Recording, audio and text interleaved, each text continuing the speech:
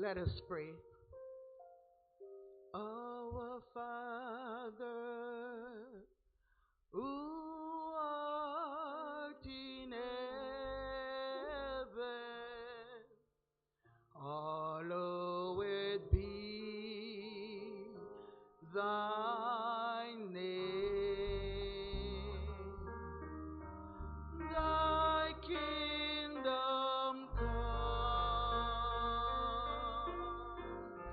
thy will be done on earth as it is in heaven.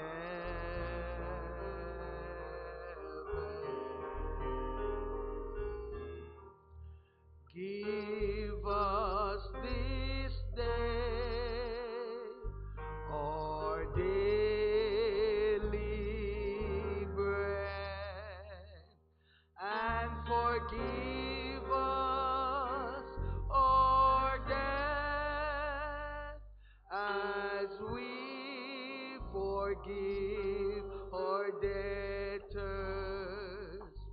And lead us not into temptation, but deliver us from evil. For thine is the kingdom and the power and the glory forever.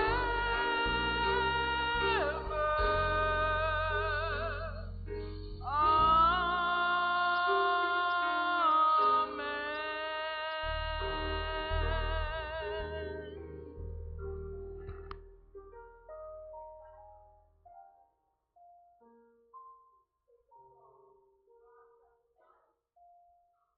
Verse 23, we read together. Jesus said unto him, If thou canst believe, all things are possible to him that believeth. Please be seated.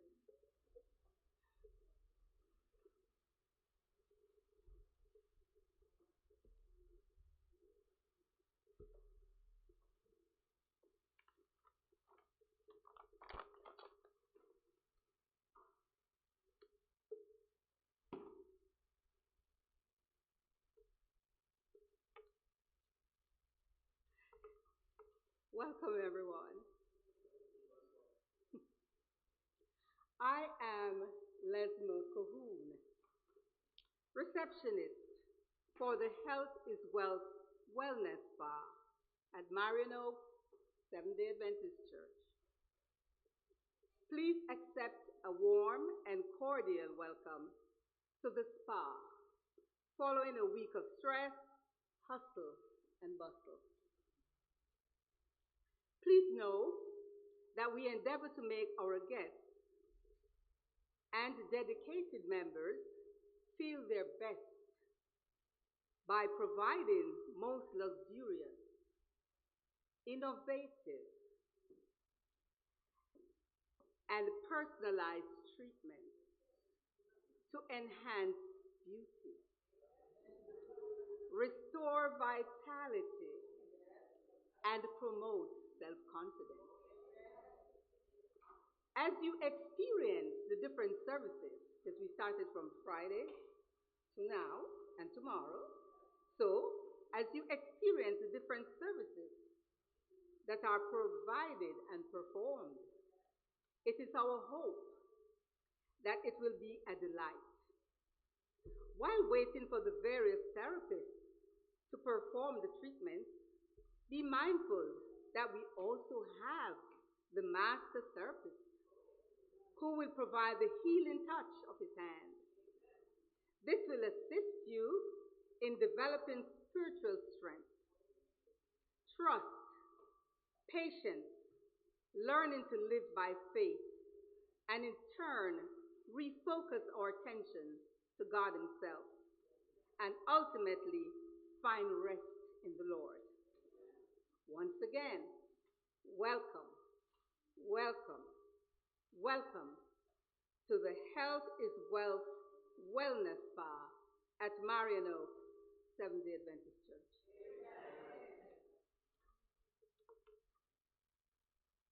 The boys, not here? You're not here? If not, I'll do it.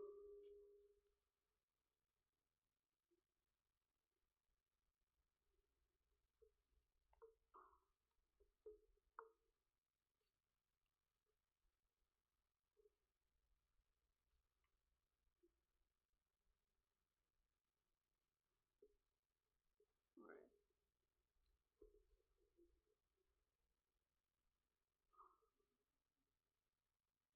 Are they coming? Okay, okay. Health is wealth. We are here to remind you that health is wealth. What do you mean that health is wealth? It means that being healthy is more important than being rich or wealthy. When was the last time you checked your blood pressure? When was the last time you checked your blood sugar? When was the last time you went out for a walk or a jog? Ladies, when was the last time you had a smear test? Men, when was the last time you had a prostate check? Do you even know your cholesterol level? Please take your health check seriously because health is wealth. Thank you for listening.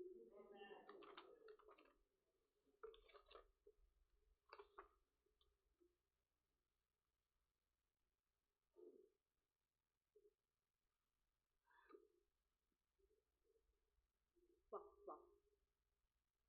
Video.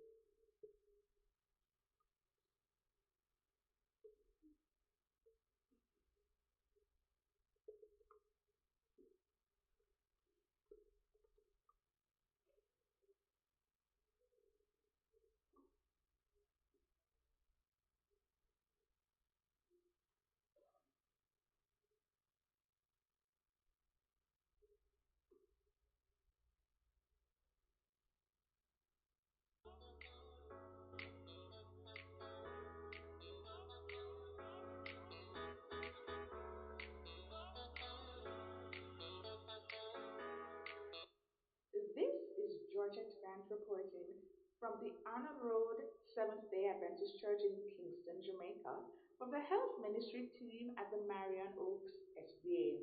And we're out here to get some views on the question: do you believe that your health is your wealth?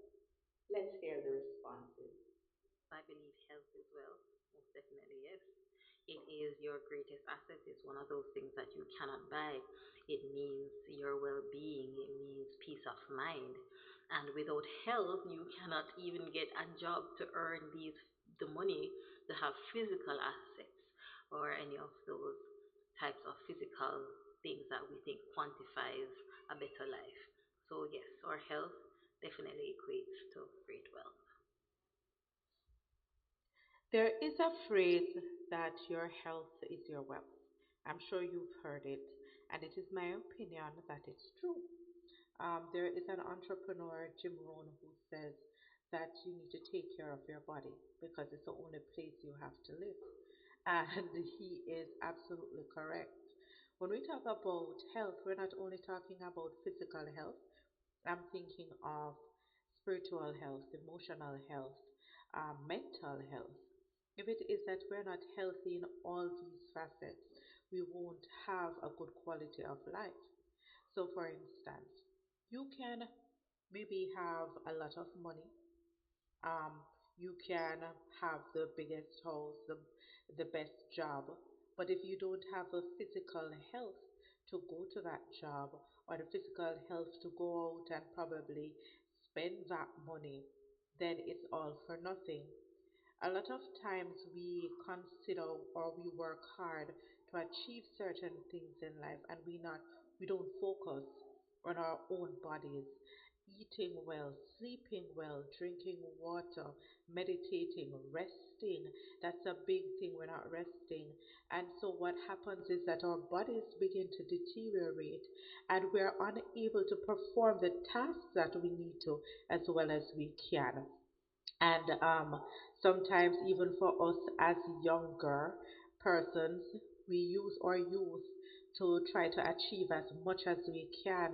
Sometimes, we're studying for school, we go to our beds late, we have work, and we're doing all of this to achieve. And by the time we reach a certain age, we're able to achieve it, but we're not able to enjoy it because we have all sorts of maladies. You know, sometimes, we're younger, we're not cooking, so we go to Burger King or we eat other fast food or junk food, and by the time, we reach a certain age, we have diabetes or, high cholesterol or anything, things like that, that really affects our physical well-being, and then we're bedbound or we're housebound or we're unable to do certain activities. So it is always important that from an early age we start to take care of our bodies, take care of our health, our minds, spiritually, physically, emotionally. And of course, because that's the thing, if we preserve our health, we're then able to enjoy everything else. Greetings to you all. I endorse the statement, your health is your wealth. This is so since without health, nothing is achievable. If you have health, you can work hard and you can accumulate great wealth.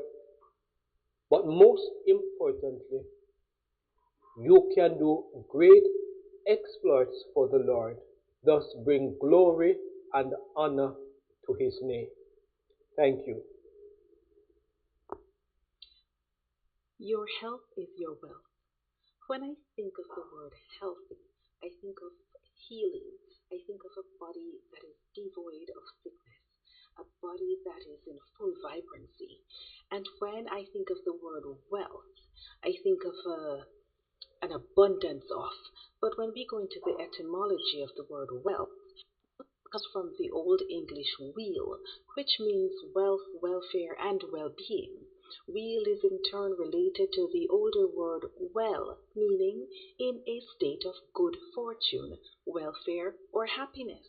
So when I think your health is your health is your wealth. You have a wealth of of health. You have a wealth of riches. You have a wealth of abundance. You have when you think of being wealthy, you think of being, lucrative, you think of being full of something, abundantly filled with something. That's wealth. So your health is your wealth. Your health is your abundance of good fortune for your body, for your mind, and for your soul. So, yes, your health is your wealth because everyone or anyone who has been sick knows that the feeling is not a feeling of abundance. It is not a feeling of wellness or well being. It's not a good feeling. To be unwell, to be unhealthy, to be sick, it's not a wealthy feeling. So, yes, your health is your wealth, a wealth of mental abundance, of fortitude, of good feeling in your mind, in your body, and in your soul. Health is wealth. When I think health is wealth, I immediately think not about my physical health only, but I think about my mental health. I have to ensure that I am cultivating emotional intelligence. I have to ensure that I ground myself in routines that help me to be stable and even healed. What do I mean? I mean, I read the Bible, I affirm myself in the Word of God, and I ensure that I am practicing praise and I am constantly grateful to God. If I am not in my right mind, then I cannot be well in any other aspect of my life. Neither can those around me be healthy and happy. So, health is wealth says that I must focus on my mental health. I have these routines of prayer, the word, worship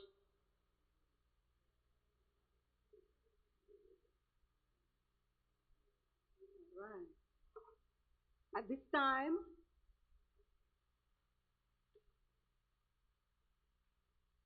you have been long waiting for Dr. Lester Carrero. I will just say he was well introduced this morning. So all I'll say is that thank God for him following that accident that he had. He seems to still have his smarts. So we're happy for that. Dr. Lester Carrero.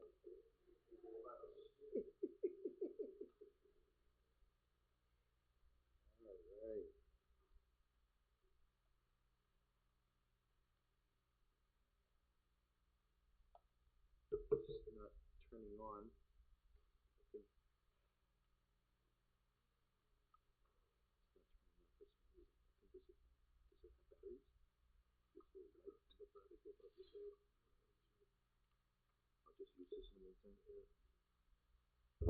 okay. In the meantime, while they get that one ready, I hope you guys enjoyed your rice and beans today. They were absolutely delicious. I love them very much. So let me go ahead and forward this to where we left it. Let me.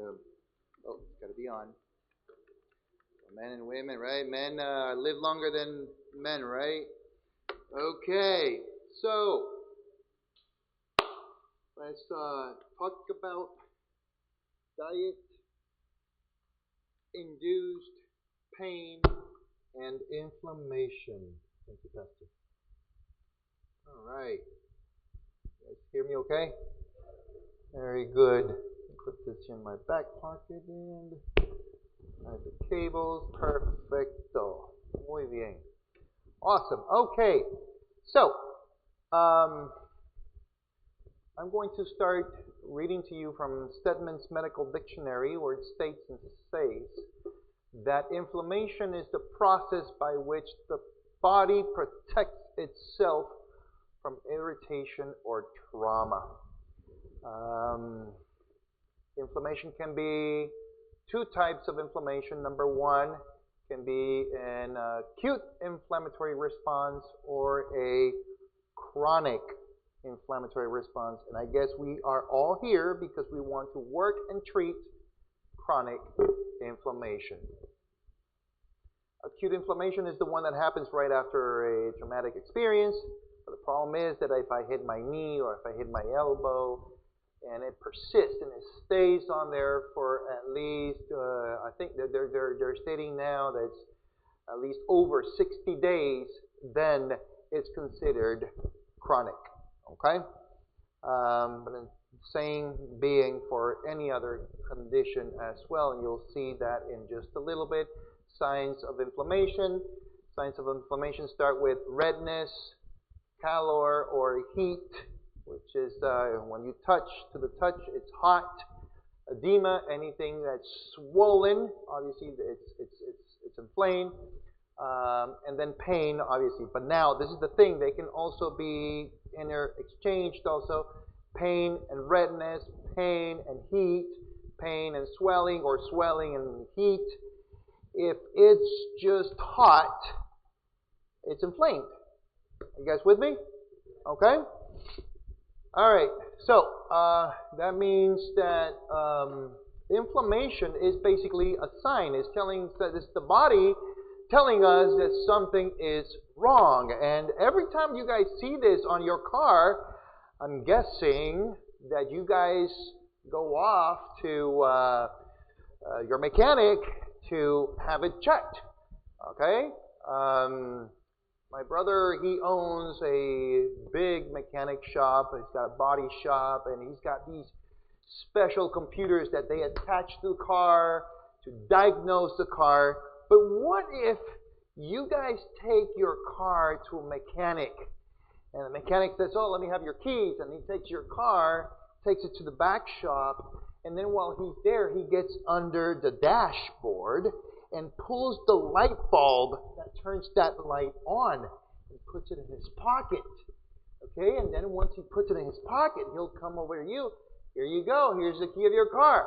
You get on your car, and you're down on I-75 and you're now enjoying, oh, that mechanic is absolutely amazing. He is wonderful. After that $200 invoice he gave me, the car is fixed. Now, my question to you guys is it fixed? Well, absolutely not. It's not fixed. Well, guess what? That is precisely what drugs do to you. They only take that light bulb and turn it off, and you feel like, wow, I am feeling great after a $200 invoice. Or probably more. Okay? And let me tell you something.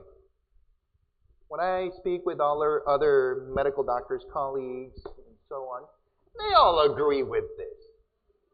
It's not like you're telling them something that's a surprise to them. They know it. And you know what the interesting thing is that I one day I was talking to a radiologist, and I was like, what is it you guys, the first thing you guys do is just give a prescription down.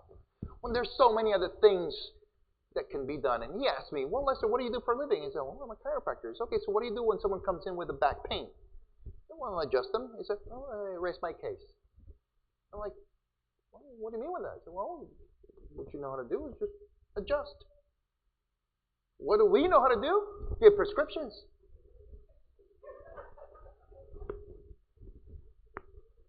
And it really opened up my eyes.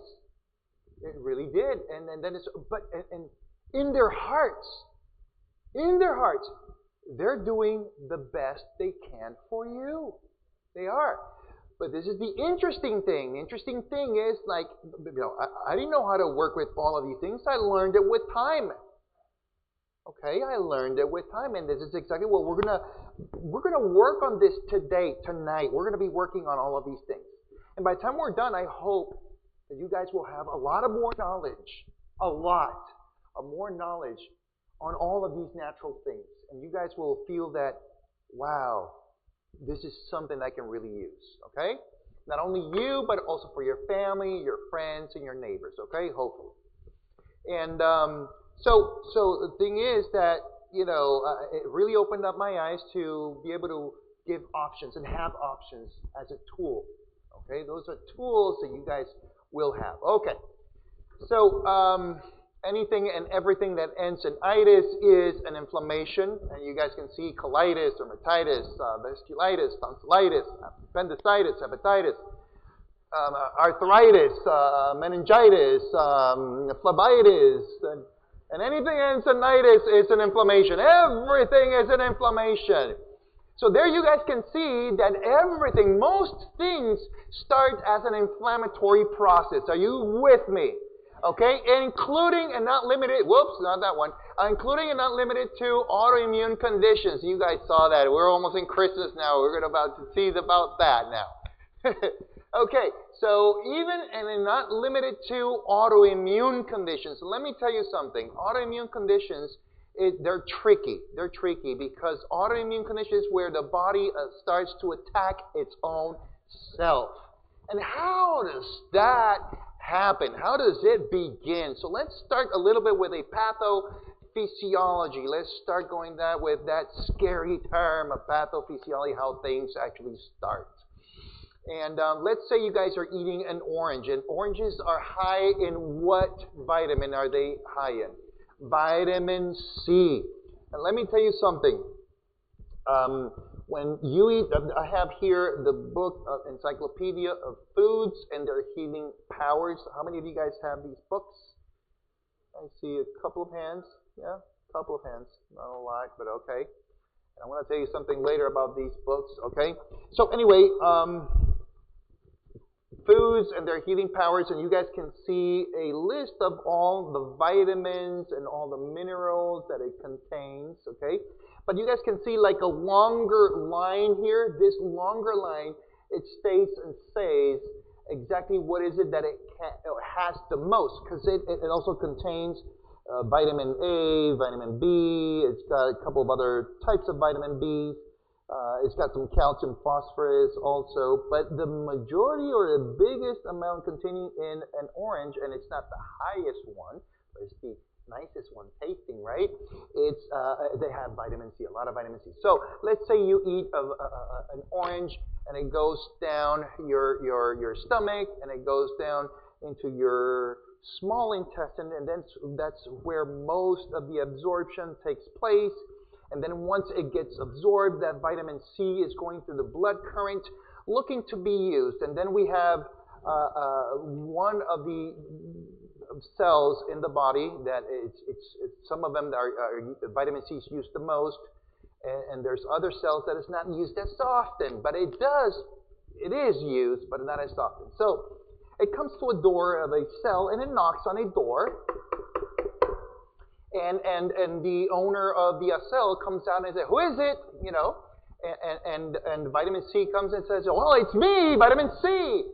And it happens to be that cell belongs to a cell that has calcium production because it's part of a bone cell. So bone cell, they build strong, solid foundations, and they use vitamin C, but most of them actually use is calcium, so it's a mineral. So they're mostly looking for calcium. Yes, indeed, they do use vitamin C, but mostly calcium and other minerals, okay?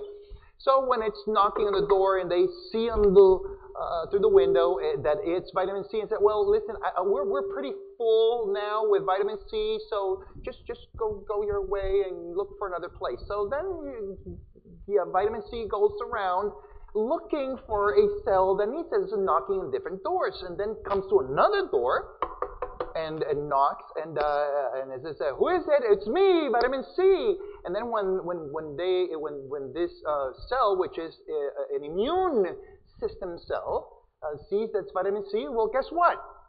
Immune system does use a lot of vitamin C constantly, okay? And it's mostly using the agent, which is vitamin C, which is actually a fighting agent against other pathogens, and it digests and eats it all up.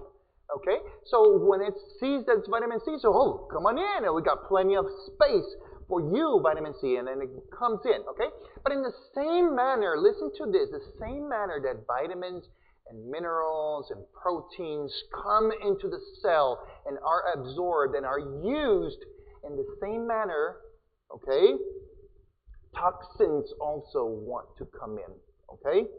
So this is the interesting thing. When we use fluoride and we use, different like smog and different things that are actually toxins to our body, they start accumulating in our systems little by little. And I've been studying with regards to these toxins, and sometimes, they're all over the body, but certain cells are actually more affected by it than others. Okay, systems are affected more than others.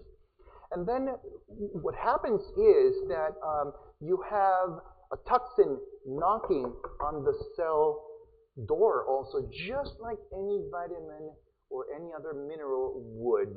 And when you go out there and you look through the window and you see this creature out there, what are you going to do?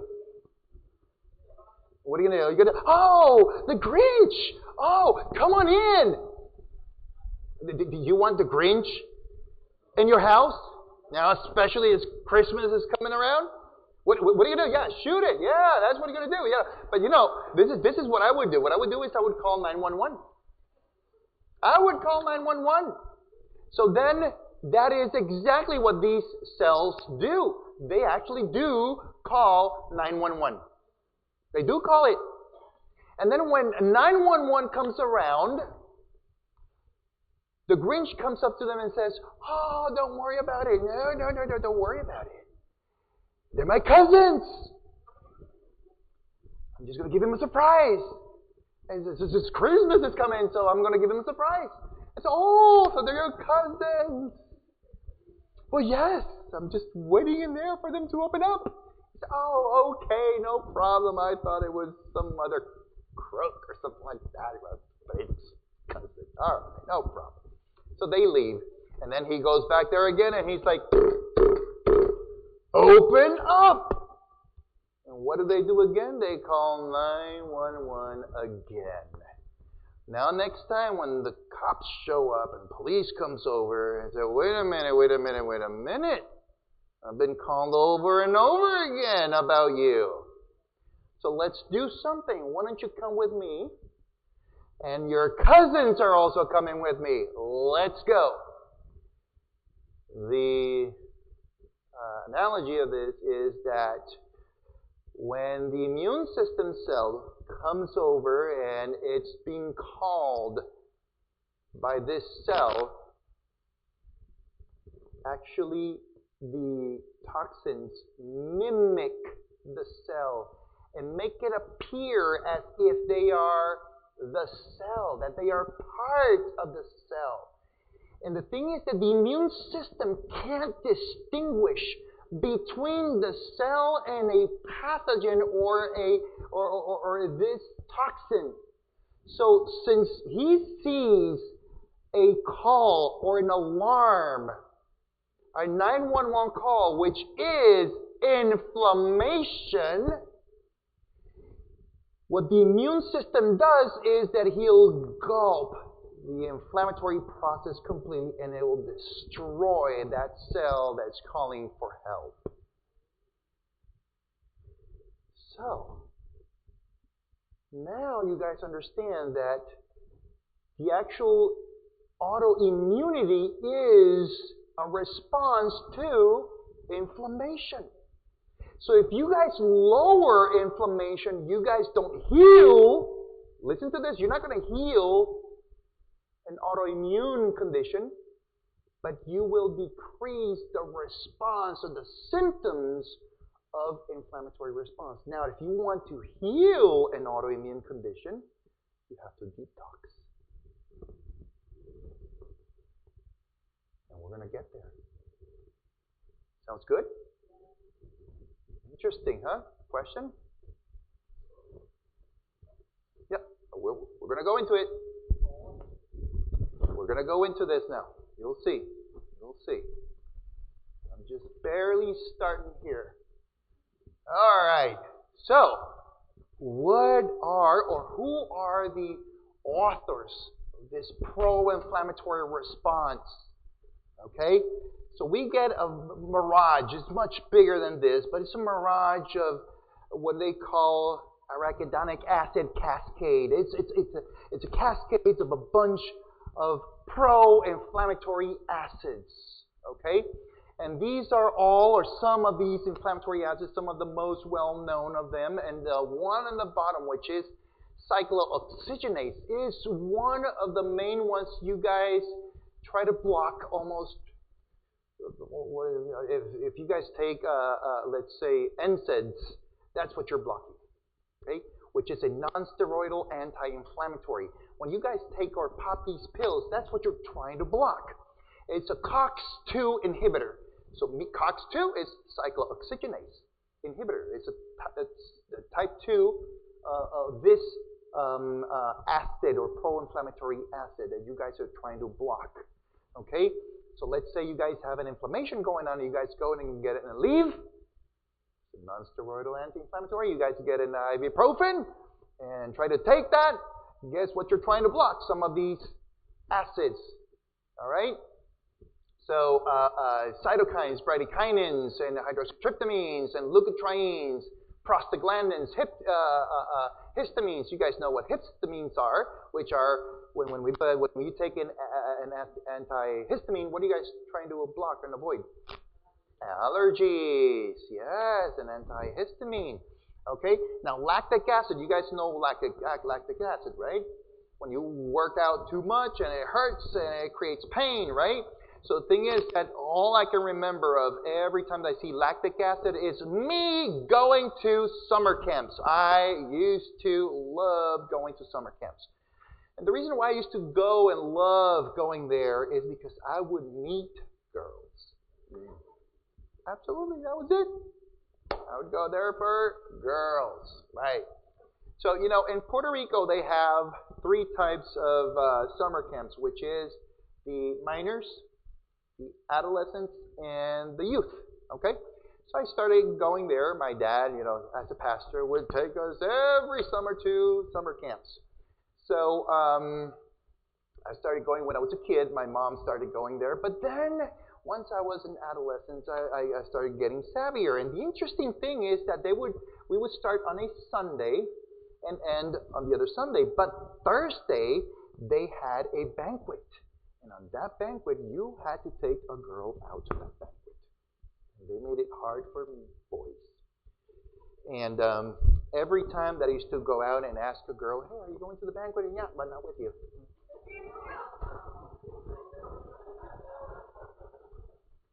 And then I would go to the next one. Are you going with to the banquet? Yes, I'm going with this other boy, not you.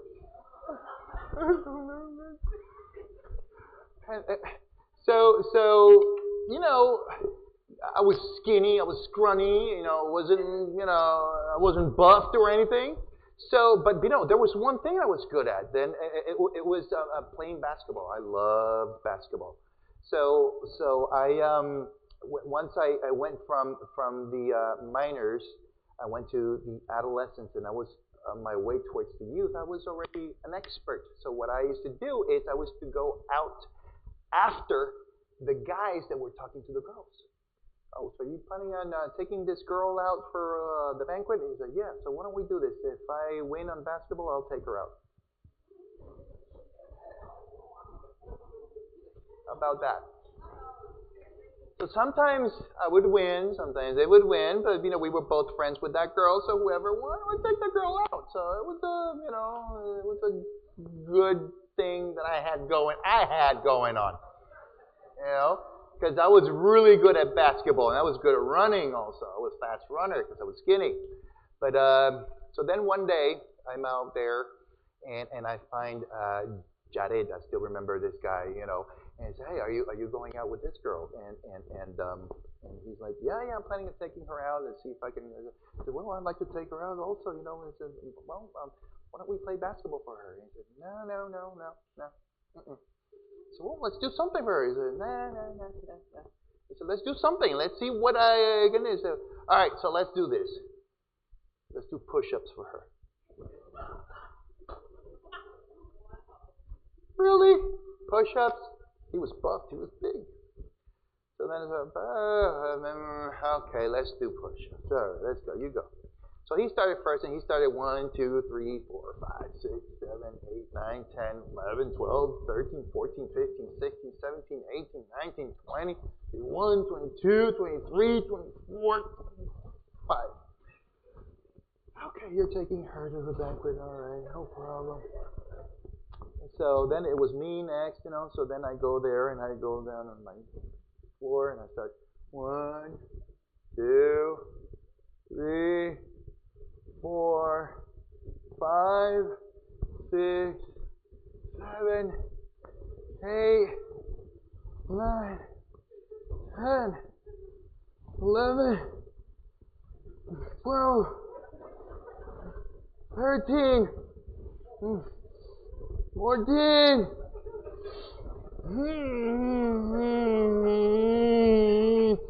15, 16,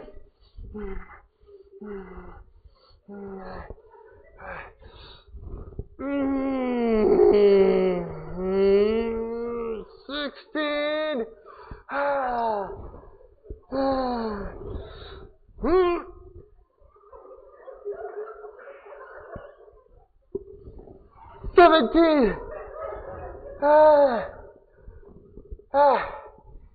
And at that very same moment there that I could not go anymore, that girl that I liked came right in front of me, and her eyes just locked into mine. 18, 19, 20, 21.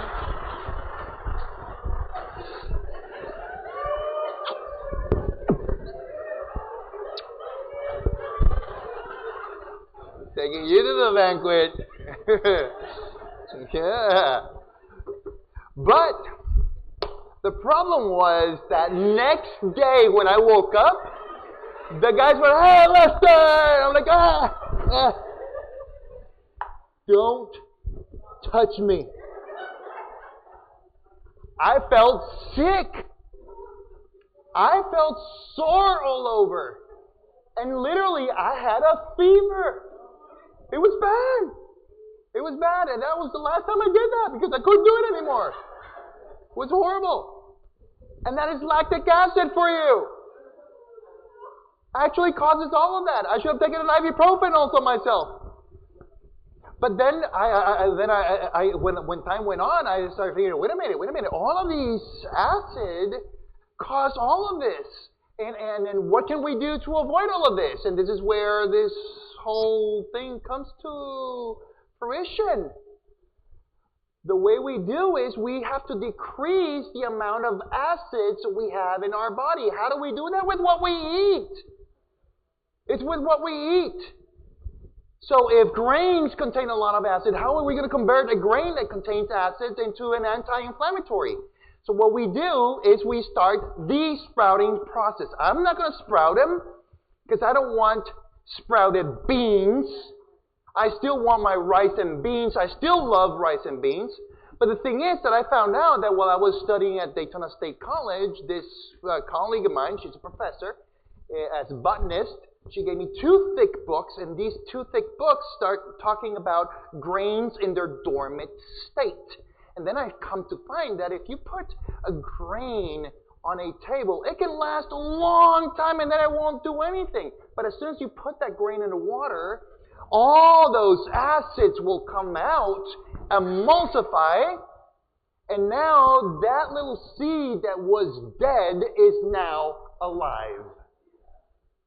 Okay? Now there is a process to this though. And the process is you have to put them in water for at least 24 hours. It's not because, a lot of people say, well, let's sprout them and let's bring them out to be a plant. I don't want a salad. I want my rice and beans. So what I want, the most wonderful, beautiful woman on earth just walked in. My beautiful wife. Yes. So she made me work really hard. Really hard. Did a lot of push-ups for her. So, let's say tonight you grab your grains or your beans and you put them in water tonight at 6 o'clock. That means that tomorrow morning when you guys wake up, you guys are going to grab that water and you're going to throw it away. Throw it away. I had a gentleman right here in Ocala that I was saying to the congregation, put it into your plants. And he's like, no, Dr. Carrero, don't do that. I'm like, well, why not? He said, well, those same acids that those grains contain will kill your plant. Like, what? He said, yes.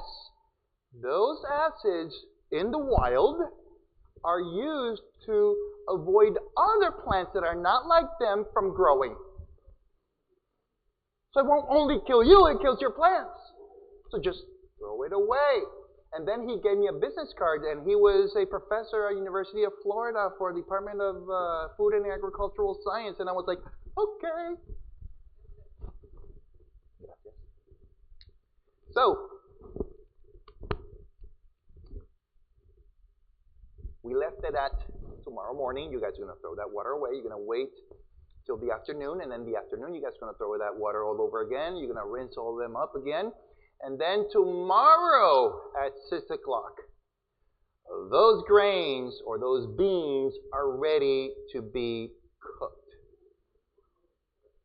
So, but this is the interesting thing. The interesting thing is that those grains have just begun the sprouting process.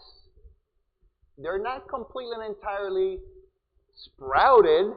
They have begun that sprouting process. And the interesting thing is that when you cook those grains, they're going to cook much quicker, much faster. And do the test. Those grains are going to set on you much easier and much better. Okay? The thing is, listen to this. Listen to this. Why is it that you guys usually eat beans and grains? Because they're high in what? Protein. Yes. But listen to this. As soon as you guys sprout or begin this sprouting process of these grains, okay, listen to this. Now they're no longer high in protein. They're here. Protein is here, but they also have fiber. They got vitamin B. They've got vitamin B3, folate, vitamin C, calcium, phosphorus, magnesium, iron, potassium, zinc. They became a super bean now. So this is the interesting thing. The same bean that yesterday got you sick heals you today. Was God ever wrong? Never wrong. This is the interesting thing, the approach that we give grains and foods, that's what makes the mistake. We make the mistake. God never makes a mistake. This is the interesting thing also. Watch this. If it's green, you guys can see it here. Oops, what did I do here? Oh, okay. If it's green, you guys don't have to do anything because it's already green. It's alive. It's alive. You don't have to do anything for a grain that is you picked up and you're using it green. It's alive. The interesting thing is it has to be alive. It can't be dried. Capiche? ¿Entienden? Sí, señor. Okay? So that's the key here. Making sure that those grains are alive. Okay? So, but when the Industrial Revolution started, obviously it made it much easier to just simply use them dried up rather than using it green, how it used to be used by farmers and people that would grow them at their place. So the alternative to this, sprouting them or taking them to that sprouting process, the beginning of it. A lot of people ask me, well, Lester, how I don't have time to be able to do this during the week all the time. No, it's easy. What we do is you put the sprouting process for a big number of it, and then the rest of it you just put in little bags and freeze it. And then once you're ready to use, you can thaw it out. You can just throw it in the pot, and it's ready to be consumed. And then just make sure that you put everything else first, because once you put in the beans, they cook quickly. They cook quickly. And that's how they set also on you. Some people, actually I had two students at Daytona State College that approached me and said, Dr. Carrero, we have also Crohn's and irritable bowel syndrome. What can we do for this? And I gave them exactly this to do. 2 weeks later, they were back to me and said, Dr. Carrero, we have no more symptoms. No more symptoms. Just simply by doing an anti-inflammatory diet, doing this alone. Okay? And so once you guys start cooking your beans, what do you guys add to your beans? You guys add, what? Herbs, yes. What kind of herbs? You guys also add tomatoes, and you guys add, scallions and garlic, and now are all these good? Are these stuff good? They're absolutely amazing. And then once you guys are done with all of this, you guys will have the beans that Superman eats. So the beans that Superman eats. Yeah, you guys will have a super bean, super food there. It's literally a super food. No longer will it make you sick. It'll heal you this time. And you just simply did something so simple. Okay? Now, other people ask me, hey, Dr. Carrero, how about canned beans? I'm not going to say yes or no, or yay or nay, okay? This is what I'm going to do. I'm going to tell you how these beans are canned. That's it. And then at the end, you guys will be the judges. Sounds good? Okay. So when this whole thing starts, it starts without the label, obviously, no labeling on it. and the lid is off. There's no lid there, and they're all empty, and they're going on a conveyor belt, and they're all going in there, a bunch of these cans, empty, all around there. And then it comes to a certain spot in that conveyor belt that they add the beans that they're going to be selling to you. So this, in this case, are black beans. So they're going to add the black beans in here, and when they add the black beans, do you think they're cooked or they're dry? They're dried. They're dried. Okay? So in they go, cling, cling, cling, cling, cling, in there, all dry. Okay? And then in another division, once they get to that other division, they add the water that is already mixed with maybe salt and some seasonings and preservatives and so on. Okay? And then in another section, they come in and they put the lid on. They seal it. And once it's sealed, then it comes to the other last part, then they steam it. They get steamed. And this can becomes a pot. And they put the label, and on its way to the supermarket, it cooks. Done. So this is the thing. I'm not saying with this, oh, don't eat canned beans anymore. All I'm saying is this. Watch this. Some people that eat certain beans get a bad stomach ache from eating those canned beans. Why? Because all the inflammatory processes, everything, it's all in there. So when you eat those beans, you're eating basically inflammation. Now, like I said, am I telling you guys not to eat those beans? Absolutely not. But now you guys know, if you guys have any condition or anything going on, now you guys know what to do. Capiche? Good? Very good. Okay. So, let's move on. Unless you guys have any questions, you guys can have any questions or any amount of questions you guys want. You guys can't. All right.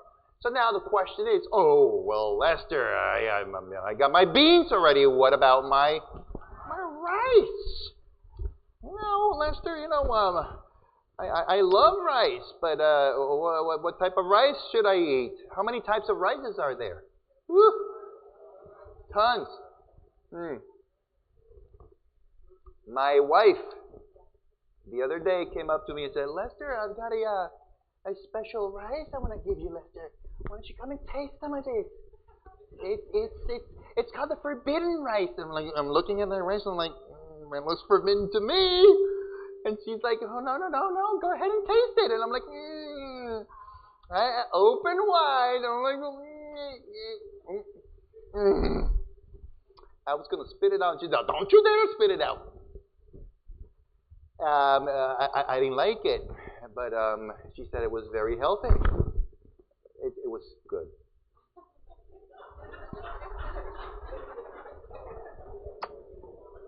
It was good, babe. It was wonderful.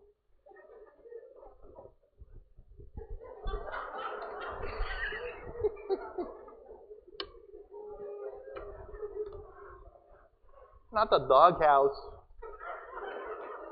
Oh, the doghouse. What? No. Okay. So there's a bunch of types of rices out there. I mean, it's so many. Actually, Nelmi and I once had green rice. Green rice. It wasn't bad. That one wasn't bad. It was good. Yours was delicious too, babe. Really. Very good. Very good. Oh my gosh. Okay, so let's continue. So, what are the benefits of rice? Rice have especially vitamin B's. And what's vitamin B good for? Guess what? When people are the clinic that have sciatica and have neurogenic pain, What is one of the injections we give them out there? B vitamins. Okay? So vitamin B is highly depleted when there is some kind of nerve injury. Okay? So rice is full of vitamin B. Okay? Very high. It's got vitamin B1, B2, B3, B6, B9. It doesn't have vitamin B12. It don't have any of that. Okay? So those vegetarians that were expecting it, no, it's not happening. I'm going to give you guys options, though. You'll see. You'll see. I'll get there. All right. So there was this, when I was in Puerto Rico, they used to have these roosters that were cockfighters. And I still remember when I was there, we used to go to a friend's house, would eating rice, and they would give them the rice. And the guy would say, no, no, no, no, no, no, don't give that rice to them. And I'm like, why not? He said, oh, it'll make him sick. Huh. And then later, when I was in school, I used to remember this guy, and I read an article about this guy that what he used to do was he would get whole grain rice. He would peel the rice, and he would give them only the starchy part of the rice to the chickens, and chickens would get sick. And then he would give the peel to the chickens, and then they would heal. So then come to find out is that all the nourishment and the nutrition of the rice lies within the peel of the rice. Ha! Therefore, we can come to a conclusion that whole grain rice is the best rice to eat.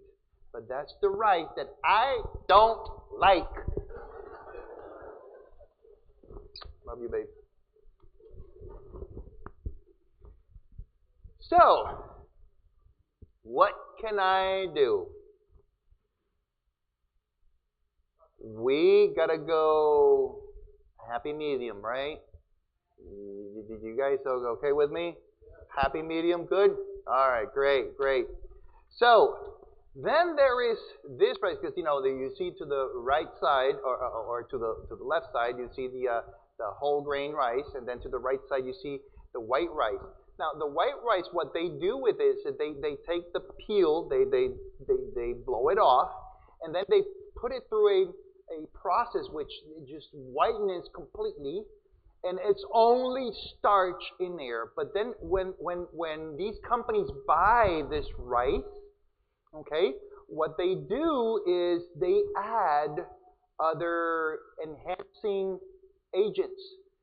And then they'll sell it to you as enhanced rice. Enhanced with what? And they put calcium, they add vitamins, and they add other things. And when you open up your rice, it's got this powder on top of it. Okay, that's the enhancement that they add. And some people come and wash all of that, and whatever good enhancement it had, it's washed away. Oh, that's not good. That's all the powder that's left in there. Let me just wash it out. And no, you're just eating starch. That's it. But now, if you guys don't want to do that, what you guys can do simply is get a rice that has all the nutrition, which is that other brown rice. But I just don't like that. Well, I do. She's giving me the eye. She's giving me the eye. I gotta go home now, right? Okay. So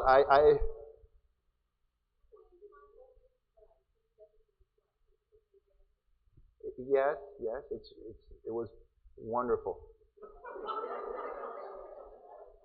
Yes, it's very good. So, yeah. Okay, so I found a rice. This is what they do with the rice. This is the interesting thing. This rice, what they do is they grab and they sow it when it's already matured. And what they do is they put them in water, and it starts the sprouting process. And since the seed or the starchy part thinks that it's about to sprout, what it does is pulls all the nutrition that lies within the peel and pulls it in. And then they stop that sprouting process, they dry it up, and they blow the peel off. And that rice is called parboiled rice. Ah, I'm saved. I'm saved. So there you go. It's a good compromise between brown rice and white rice. Okay? So parboiled rice, what it does, that's why the color of it is not completely white. Okay? But it has a lot of nutrition to it. So I'm happy, she's happy, and we're all a happy family, right? So, there you go. Now you add your beans to it, and now you have the rice and beans that Superman eats. Right? Okay.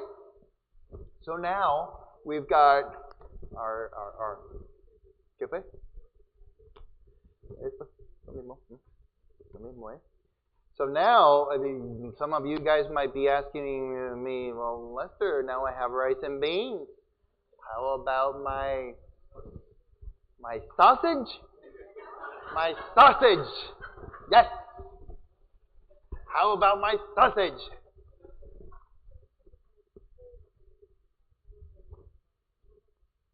Boiled? Oh, what? That's yeah, whole grain, brown rice, same thing. Yes. Yeah, same. Yeah. So now would be okay, Lester. How about my protein, my meat? Okay. So that's where we're going next. Yeah, go ahead. The rice.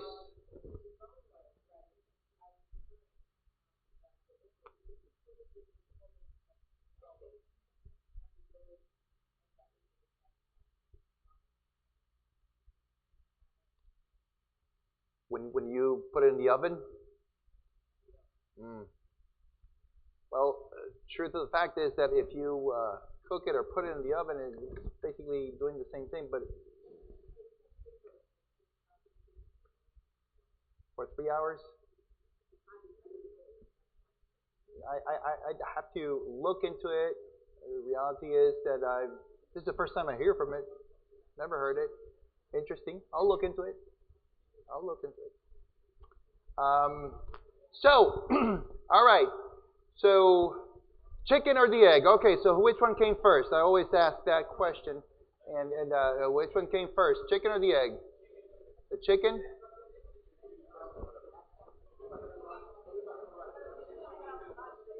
How do you know it was a chicken? Because this is the thing. Thing is that every church that I go to, everybody always tells me it was a chicken. You know, that's a big debate in the scientific world. Huge debate. Chicken or the egg. And every time I come here, they all tell me it was a chicken.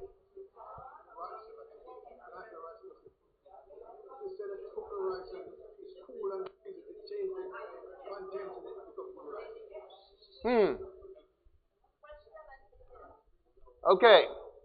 Question is that if you cook the rice, cool it, and you put it in the refrigerator. Freeze it, the contents change it becomes good rice. No.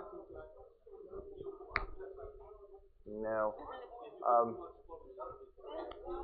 No, there's not much to. This is the thing. Thing is that the nutrition is already in there from the ground. And actually, as you know, I've told you already that she's a professor at the University of Florida, and she's got a colleague there who was saying very interesting that a lot of the nutrition, or most nutrition, is based on the environment where it's grown. Okay, So certain areas have more good bacteria than others and so on. And it's the same thing with what we eat. It's already in our foods based on where it's coming from. Okay? All right. So the chicken came first, huh? All right. So let me read to you guys what eggs contain. Okay. Eggs contain a large number of protein. It's pretty high. They're pretty high in protein. It's got vitamin A, B1, B2, B3, B6, B9, and it has vitamin B12. Okay, so vegetarians, not vegans, but vegetarians, can have their supply of B12 by eating eggs. Okay? All right.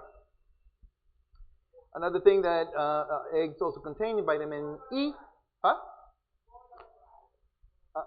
Right now, let's just talk about boiled, not fried. Okay? It contains vitamin E, calcium, phosphorus, magnesium, iron, potassium, zinc. It's got a lot of saturated fat, but it has a lot of cholesterol. Okay? Now, question is, what cholesterol does it have? Because you guys know that there is good cholesterol and then there is bad cholesterol. Now, which one does the egg have? Does it have the good cholesterol or the bad cholesterol? One easy way to know if it's good or bad, you have to go and ask the chicken, what did she eat? So what did you eat? So based on what the chicken ate, you'll know if it's good or bad cholesterol. Alright? Now listen up. It's interesting. If chickens eat corn, only corn, is it good or bad? It's bad. It's bad. Because chickens are not made to only eat corn. They're made to go out there and eat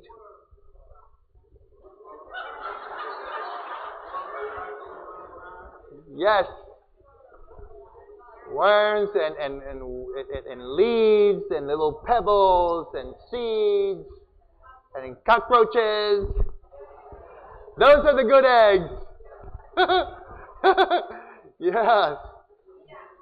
Yuck, yes. But that's how God made them, right? But this is the thing. The thing is that people think, oh, no, that's the egg I'm not going to eat. Well, be my guest. You're going to eat a good supply of bad cholesterol.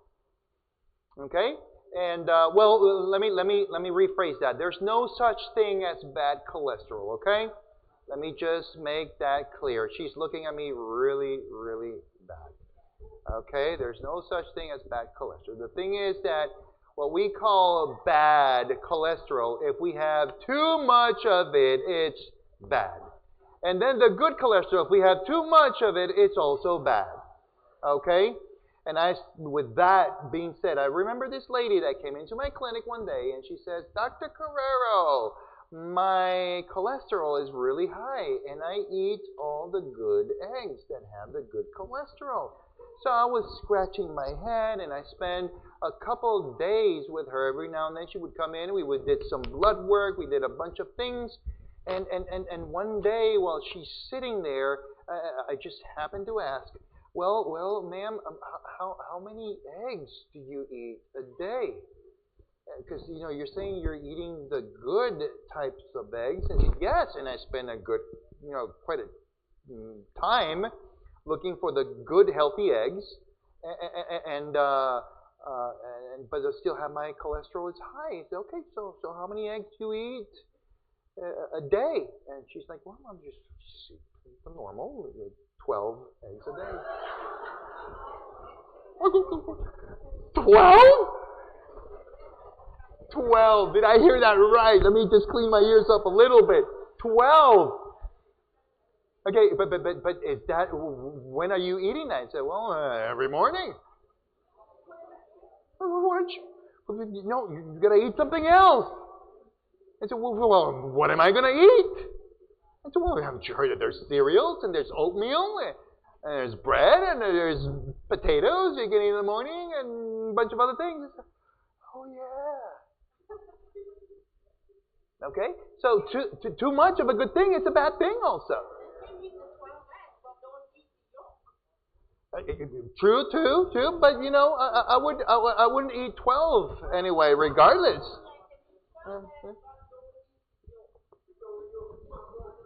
Still too much, way too much. Don't do 12. Okay. All right, just don't do 12. Maybe do 2. Yeah, moderation, temperance. Okay. Yeah, well, I mean, look, man. I mean, you've seen out there that the better quality the eggs, the more colorful they are, and the cheaper they are. You buy them and they're cheap and they got no color and they don't even have smell. They smell bad. Yes.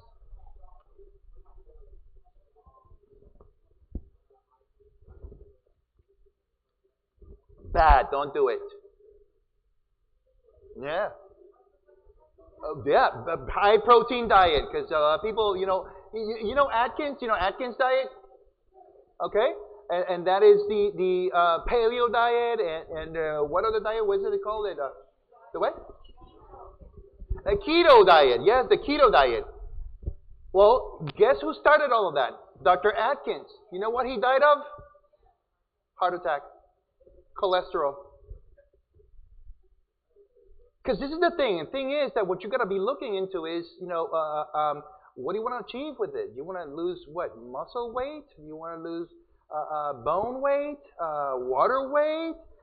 Fat weight? What kind of fat are you looking for to lose? These are all questions you got to ask yourself before you start any diet.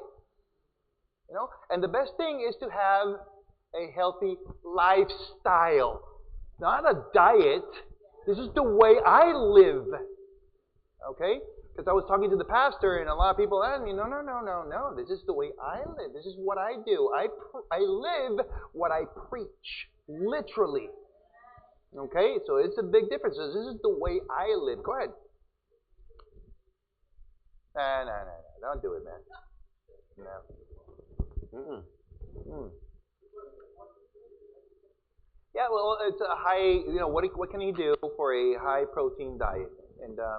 And I want to encourage you, actually, because you're a young kid and you're maybe looking to be fit and be a bad man, and be ripped. But if you go on Netflix, you're gonna find this study that they did with regards to being vegetarian, and eating plant-based. A diet, and they have higher stamina, higher endurance, and their life performs even better than any of these. I'm not saying not to eat meat, because let me tell you, my preference would be not to eat meat, but I don't teach people not to eat meat, because sometimes when I tell them don't eat meat, they have a worse diet than if they did eat meat. Unfortunately, you have to learn how to be a good vegetarian. Go ahead. You have? Oh, good. Good. Well, you're good then. Just don't do as much, all these eggs. Don't do 12 eggs a day.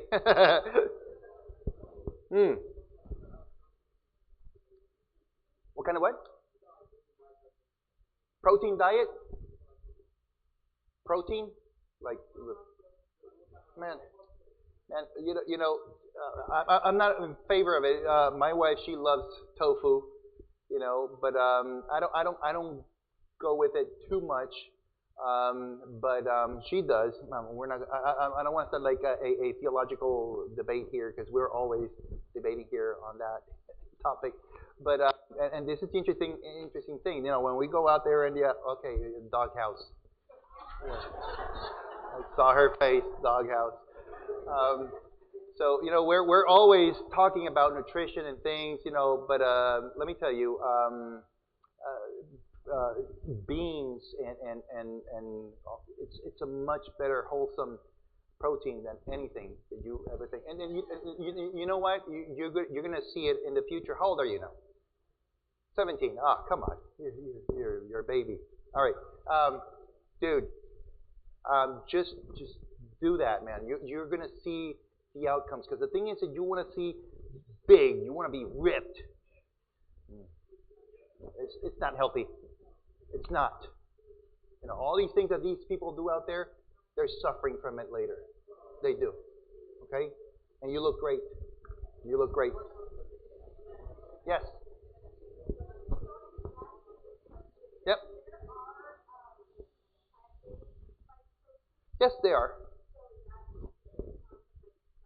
Well, the thing is that I don't want you to, like we mentioned before, too much of a good thing is a bad thing. Okay?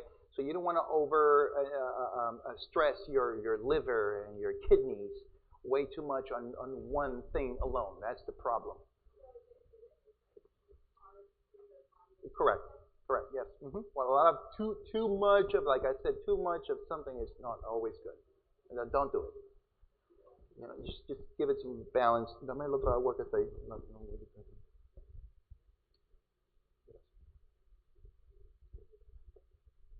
Do it? Oh, a hand. I'm sorry. Go ahead.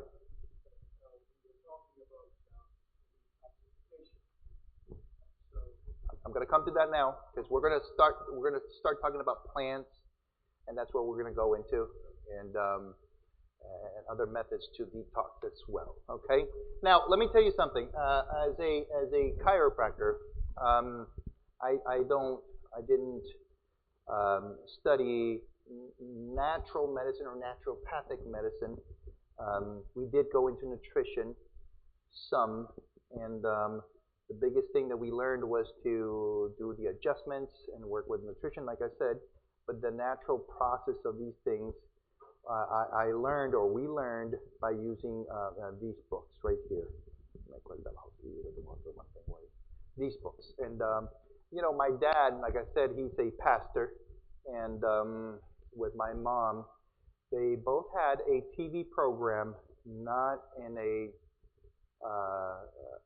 religious TV station. It was a traditional TV station, and for 5 years they had a program where my dad would talk about natural medicine, and my mom would come in and give recipes and different things. And for 5 years they used these books, okay? And they had a very successful 5 years on that TV station using these books, okay?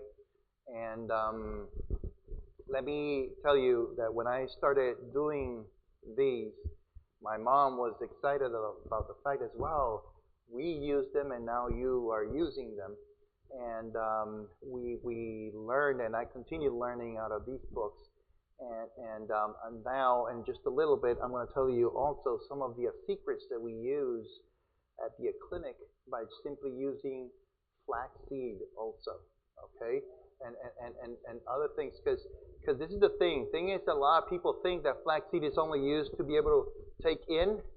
Flaxseed is used for so many other things, and I'm going to tell you some of the other great secrets about it. But in the meantime, let me tell you, these books are a must-have in our houses, and these books belong to us as Seventh-day Adventists. Okay, and like I said before, we've been open. Our doors have been opened where we go to other churches, Baptist churches, Episcopal churches, Catholic churches. We've been to Presbyterian churches, non-denominational churches, as a Seventh-day Adventist conference. Absolutely amazing. And they have embraced this this message, okay? And this message belongs to us, okay? So I would like to have you guys, so those of you guys that are interested in acquiring these books, I'm going to have some of the colporteurs come in and give you some of these. Put your name, maybe these are in Spanish, yeah, it doesn't matter, but you're going to put nombre, your name, in it, and put your information there so that the pastor and colporteurs can then later on let you know how you guys can acquire these books. So put your hands up, those of you guys that are interested in these books, and they'll come by and they'll pass them out, okay? Please. All right. So, where's that young kid that was, oh, I'm going to need your help later on, okay? Just in a little bit. Because I'm going to teach you guys how to get rid of headaches, neck pain, and pain that goes down the arm with a towel. Okay? Neck pain. Migraines, I'm going to talk about that as well. And pain that goes down the arm. I'm going to help you guys how to get rid of that with or using a towel. Sciatica is going to be a thing of the past with back pain. Sciatica, back pain. You guys won't have to come and see me or see a chiropractor by simply doing these easy things. You guys are going to be surprised. All right? And let me see. These are bolted down. Can I take one of these chairs? One of these chairs? Yeah, I just need one. I just want to use a perfect. I'll take it. Yeah, sure. Thank you. Thank you. Okay.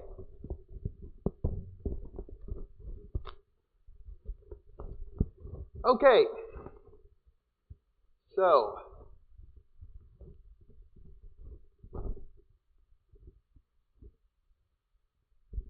I'm going to talk now with you guys. Come down here.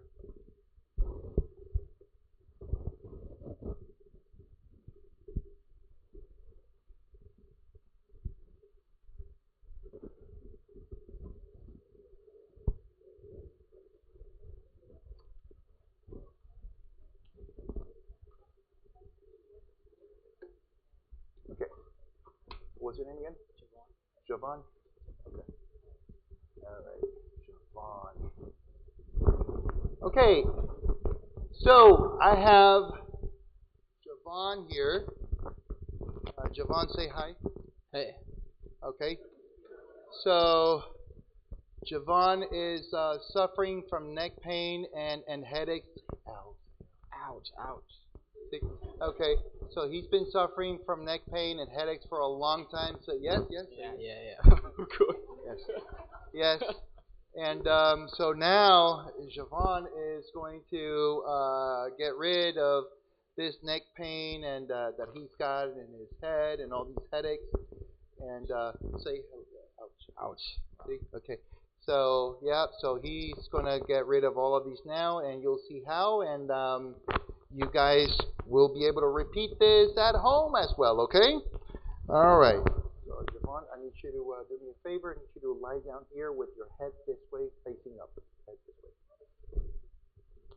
Okay. So now, what I'm going to do is going to grab a towel just like this one. Okay.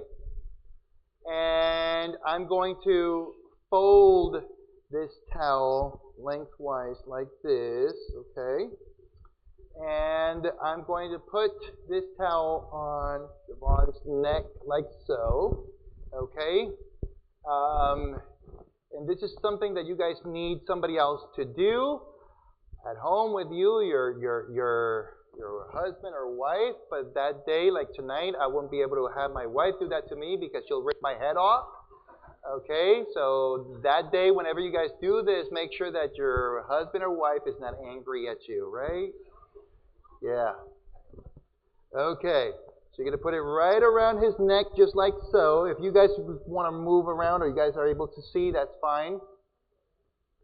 So the interesting thing is that if you put the towel around the neck like that, like so, you've got to hold it a little bit lower so they won't come off his head when you start pulling on his neck a little bit.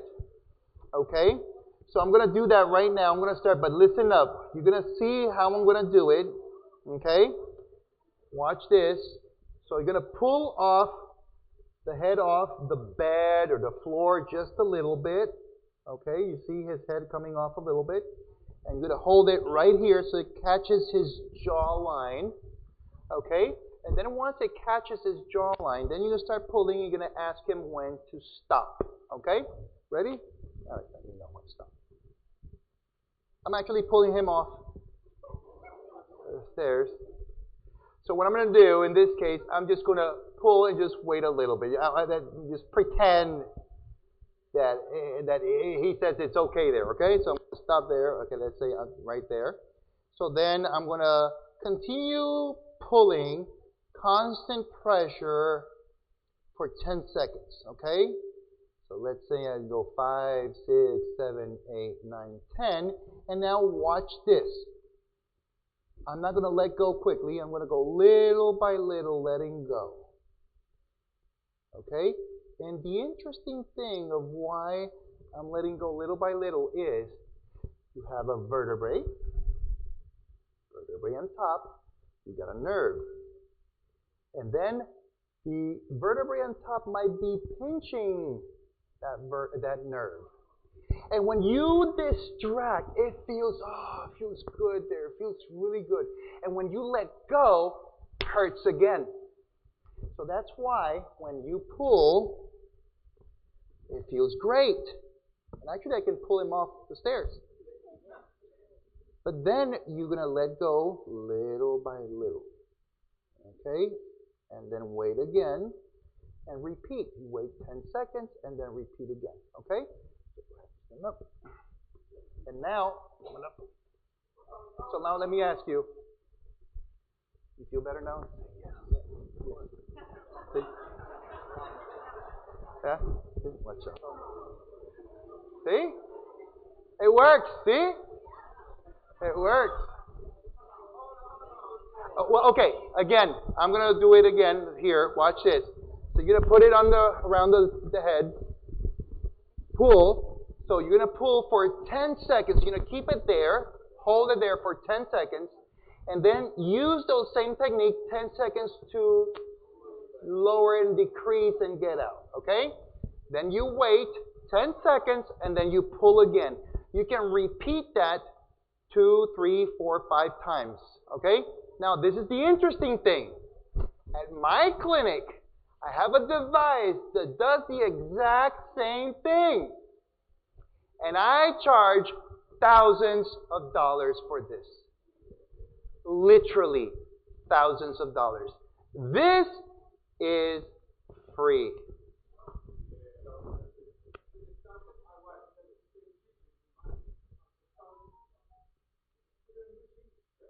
Right. That's what I do. I have a machine that costs $110,000 and I have to charge it forward. ¿Qué pasó? It's in Spanish, so they don't know what to check. So Okay, yeah, voy ahora. Vamos ahora. Okay, I just you guys don't know which one to check, but this is the thing. Thing is that we're going to be talking about multiple different encyclopedias today, so you guys can just look and check once the colporter comes to your place. Go ahead.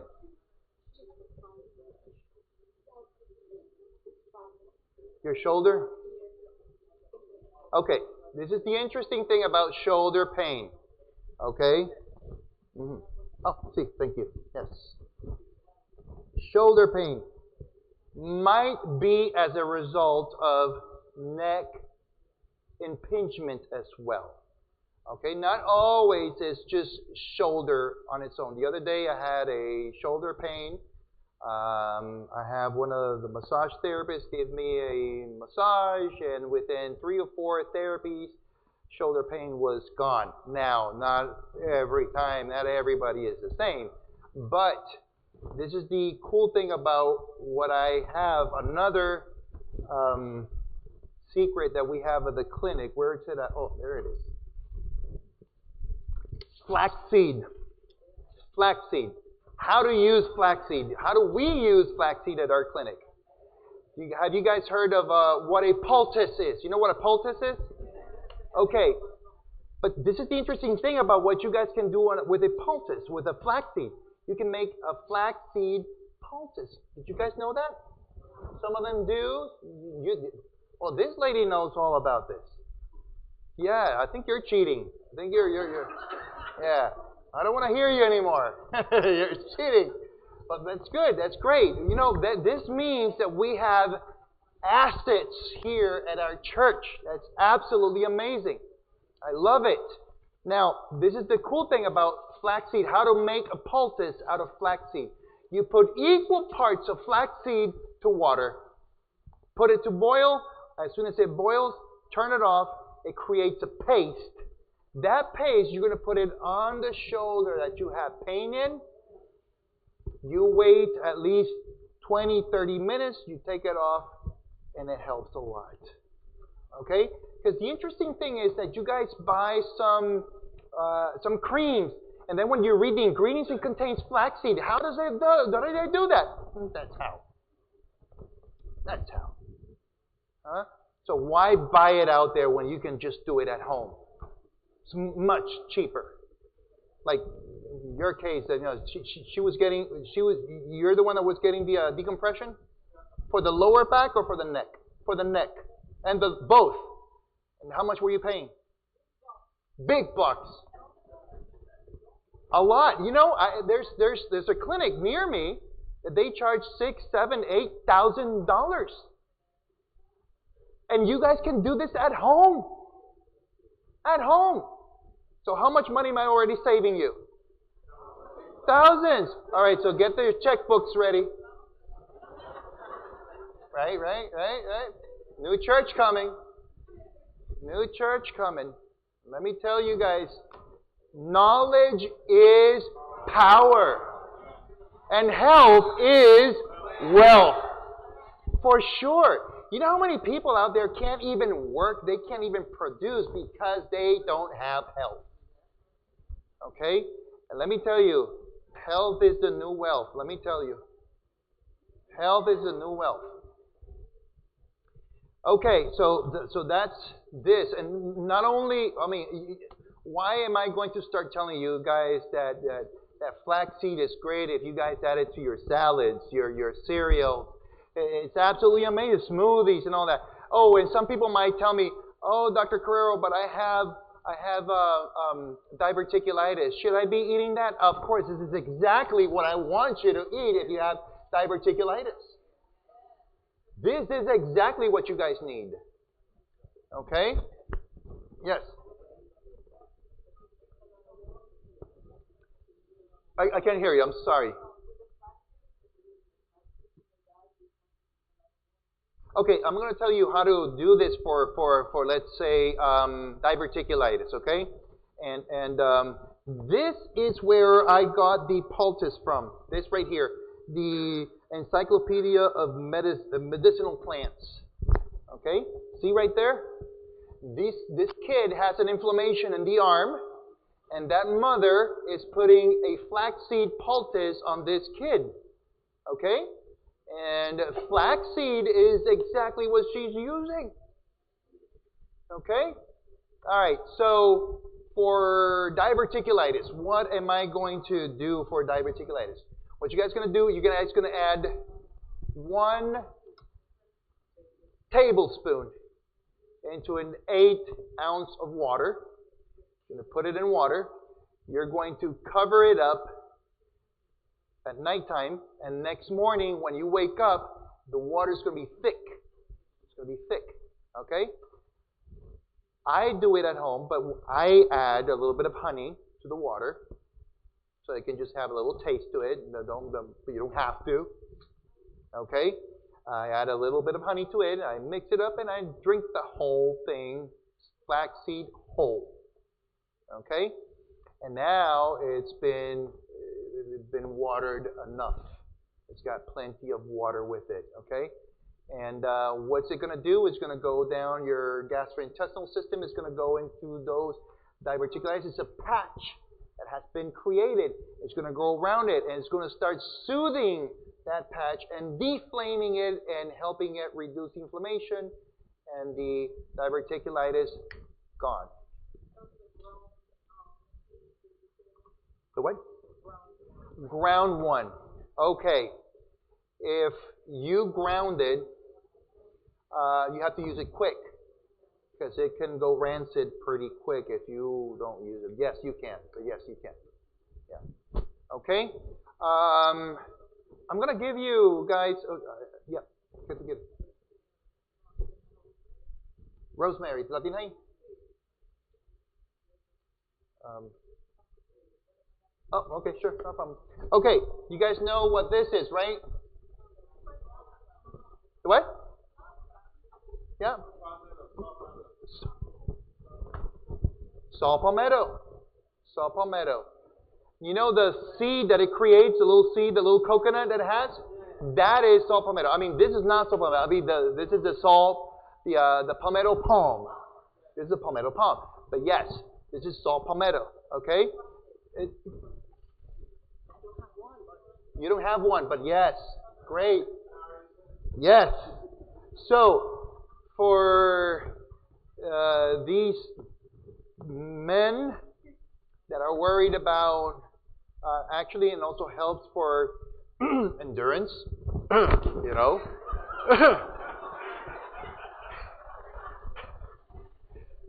So,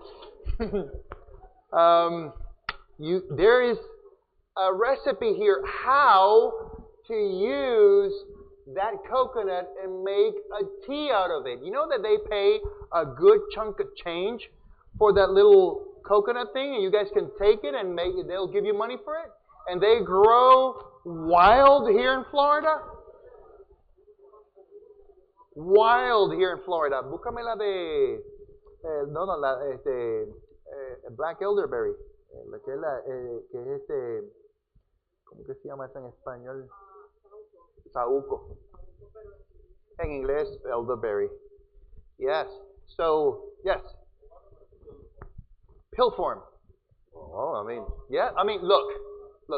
Today I've been telling you how to do this, like cheap, like at home, and all these remedies that you can use at home without having to go to the health food store, without having to come and see me or go see the medical doctor.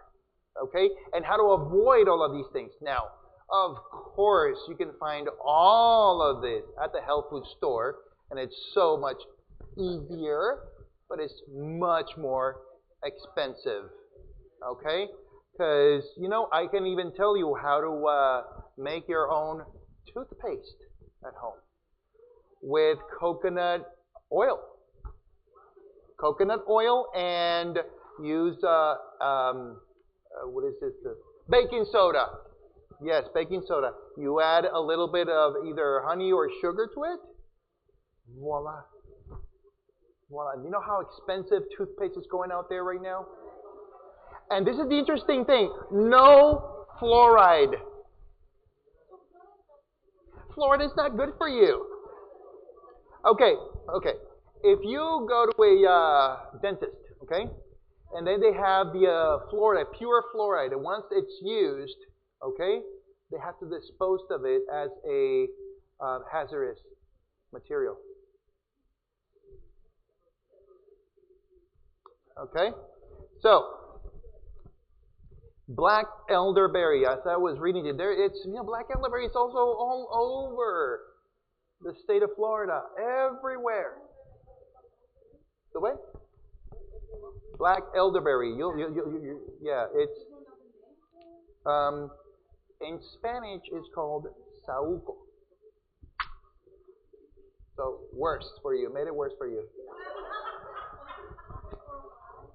It grows wild. I went around. I usually find it everywhere, I was just out trying to find it. I couldn't find it, but you usually can find it like close to water. Where there's water, you'll find it there. I was looking for one. I couldn't find it immediately around here, but yes, it's usually all over.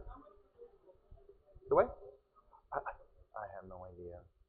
Honestly, I don't. But just have one of the co-porters, and they'll talk to you about these. And this is the cool thing about this. You can look. Let me read to you real quick. Black elderberry, and what it does is good for fever and colds. So it's good for the immune system, for immunity, like we spoke about this morning. It's wonderful. Yes, go ahead. Question. Flaxseed. Of course. Yes. Yes. You know what? Now that you mention it, I still remember I had this guy at the clinic that came in with back pain. Okay? And I told him, listen, this is great as an anti-inflammatory. And I started giving it to him, And then he comes back and tells me, Dr. Carrero, I also have irritable bowel syndrome. I have a Crohn's disease. And I was like, really? And I said, yes. And you know what? What you gave me has helped me a lot for this. And he said, well, what do you know? This is exactly what I give for people that have that. I said, well, it's been helping me. He said, well, continue using it. Yes. Yeah. Uh-huh. We'll put it in water. Like I said, you put it overnight. Like I said to you guys, remember? Put it overnight, and then next morning, you drink the whole thing. Seed, full seed, complete, and all. Drink the whole thing. That's exactly what you want. That's exactly what you're looking for. So they lodge in your pockets, and therefore it deflames because it's the soothing part. That seed I want you to take whole. Other seeds, no. This one, yes. Okay? Whole. With the water. Let's say, for instance, I would put this in water in here. Okay? I grab a little bit, okay, and I fill it up with water. I close it out, and then tomorrow morning, this water is going to be thick. Okay? And I want you to drink the whole thing, seeds and all. Oh, 1 tablespoon. Not teaspoon. So 3 teaspoons, 1 tablespoon, right? Okay, yes. Helps deflame all of it, and it helps disappear all of that. Yes. Yes.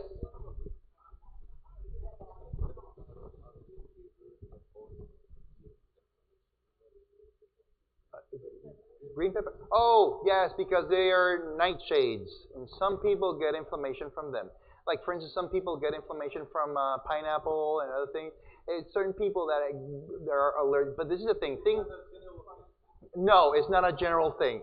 And this is the interesting thing. Those people that are allergic to those, it's because they have a pro-inflammatory condition some way, somehow. And you need to start deflaming them so they're able to take that and use that later on. But yes, it's true. I have a question back here. You can do it every day or every other day. It's not a problem. Yeah. For at least a month. Yeah. And how about these people that have like gallbladder issues? You guys want to hear a good recipe for that? I'm going to give you a great one for that. Unfortunately not. I wish I could, but yes.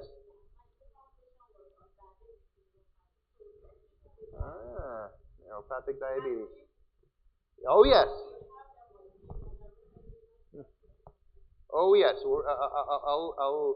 I'll tell you that in just a second here. But let me give you guys the one for gallbladder real quick before I forget. But I'm going to go into diabetes now in just a little bit. So gallbladder conditions. Okay, this is the interesting thing. What you're going to do is you're going to eat pears for 1 day. Pear. A pear.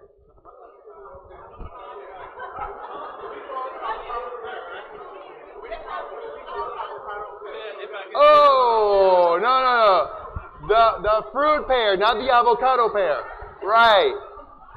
Okay. Right. Okay. So, not avocado. Yeah.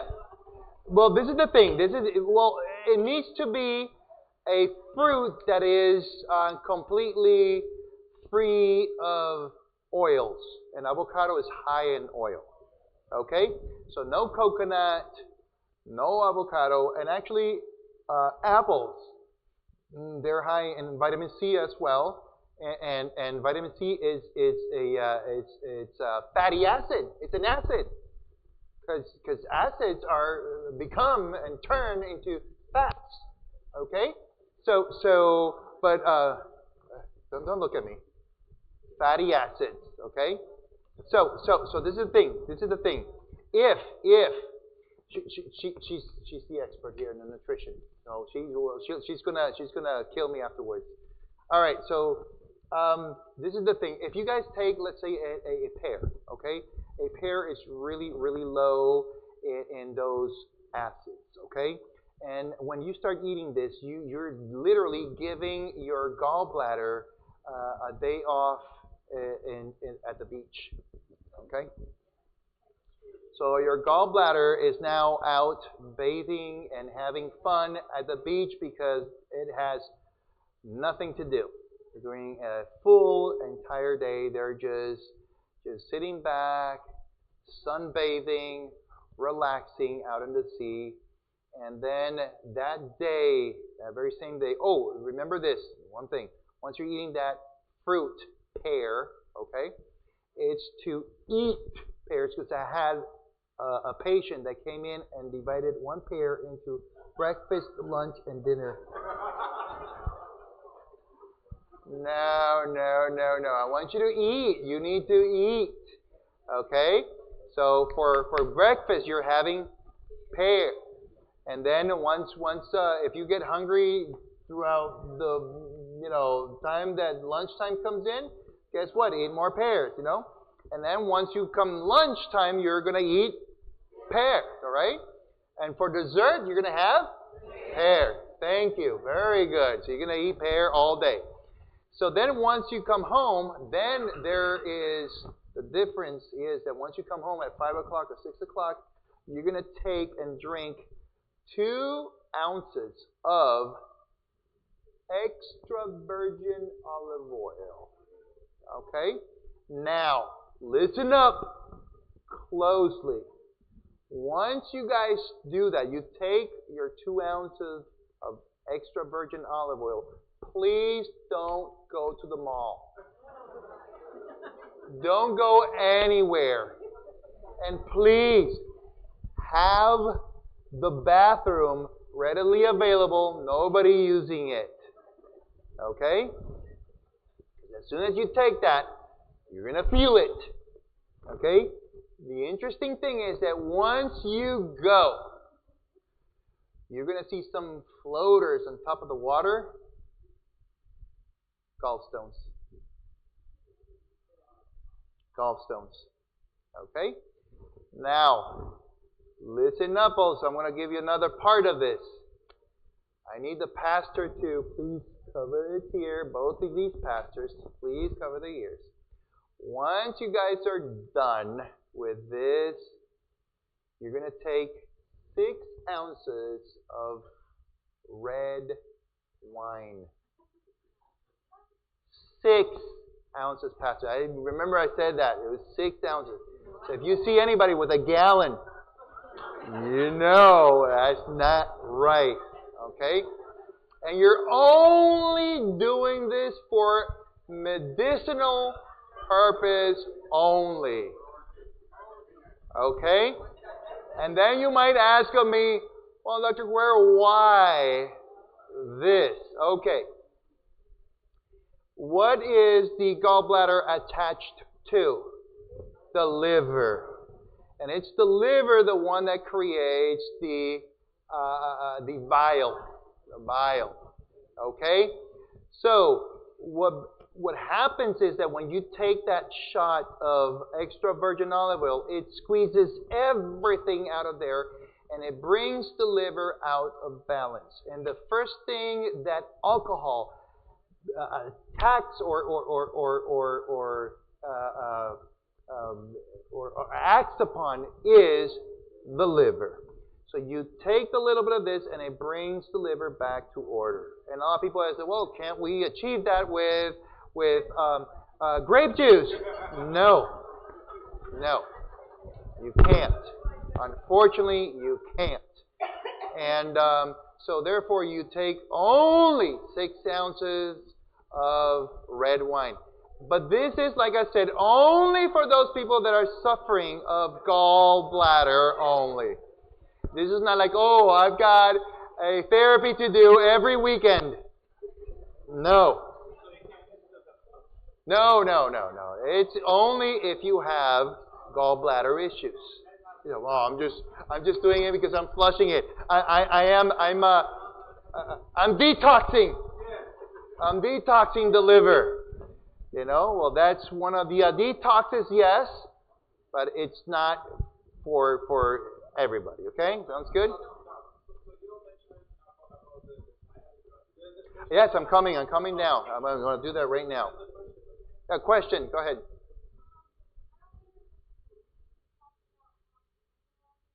Yes. Yes.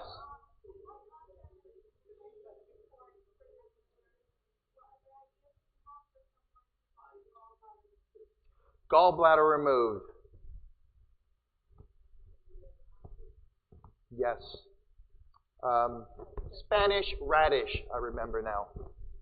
Spanish radish is great for that as well. Or radish.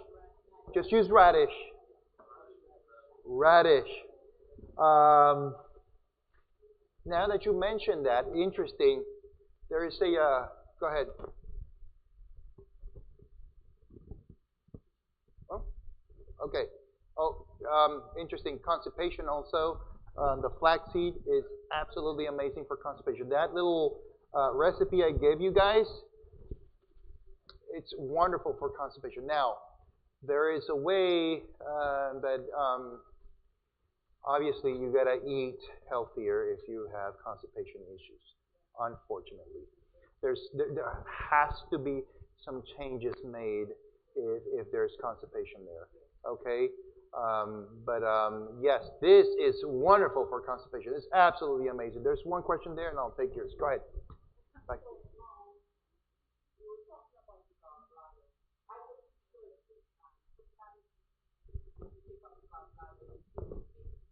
Yep. No. No. No. Yep. I'm talking about non-acute, because the thing is that those people that are way too acute past past the pair, forget it, because for those cases, yeah, those acute cholecystitis, I can't do anything.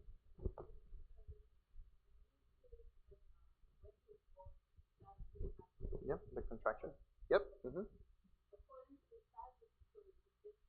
Correct. Exactamente. Correct. Exactly right. So those people that are suffering within a chronic condition of the gallbladder, now there's not much we can do with that. This is to avoid these, and obviously you can avoid all this with diet, and with some flushes you could probably do if you're already suffering from it, yes. But if it's already too big there, it gets stuck, that's an emergency issue. You got to go to the hospital, get it removed. Okay?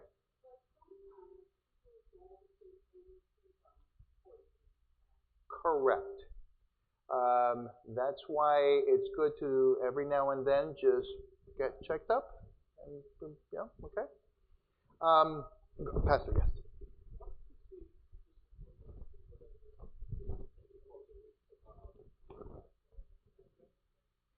Greece. Yeah. Yeah. Oh, good. Yeah. Yeah.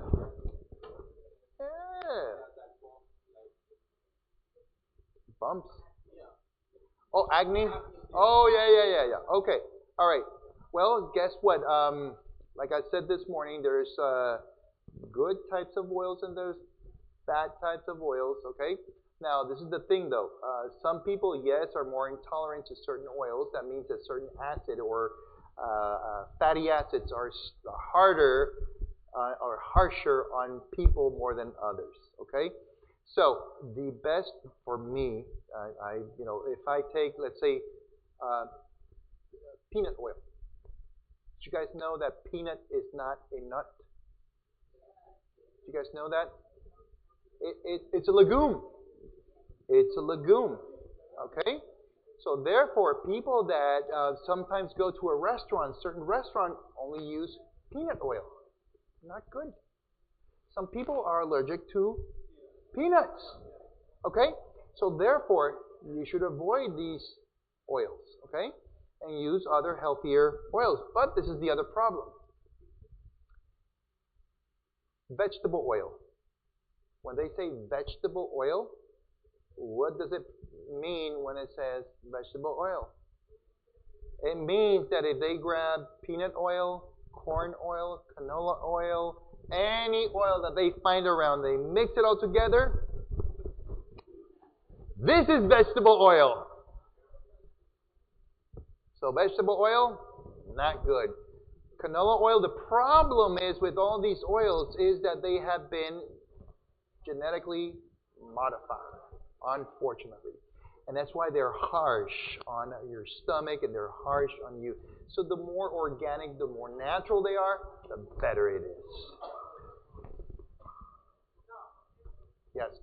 Low back pain. Yeah.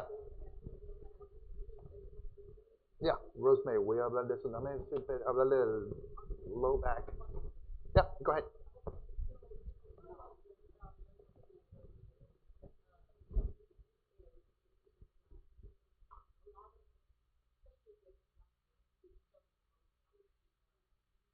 Yeah.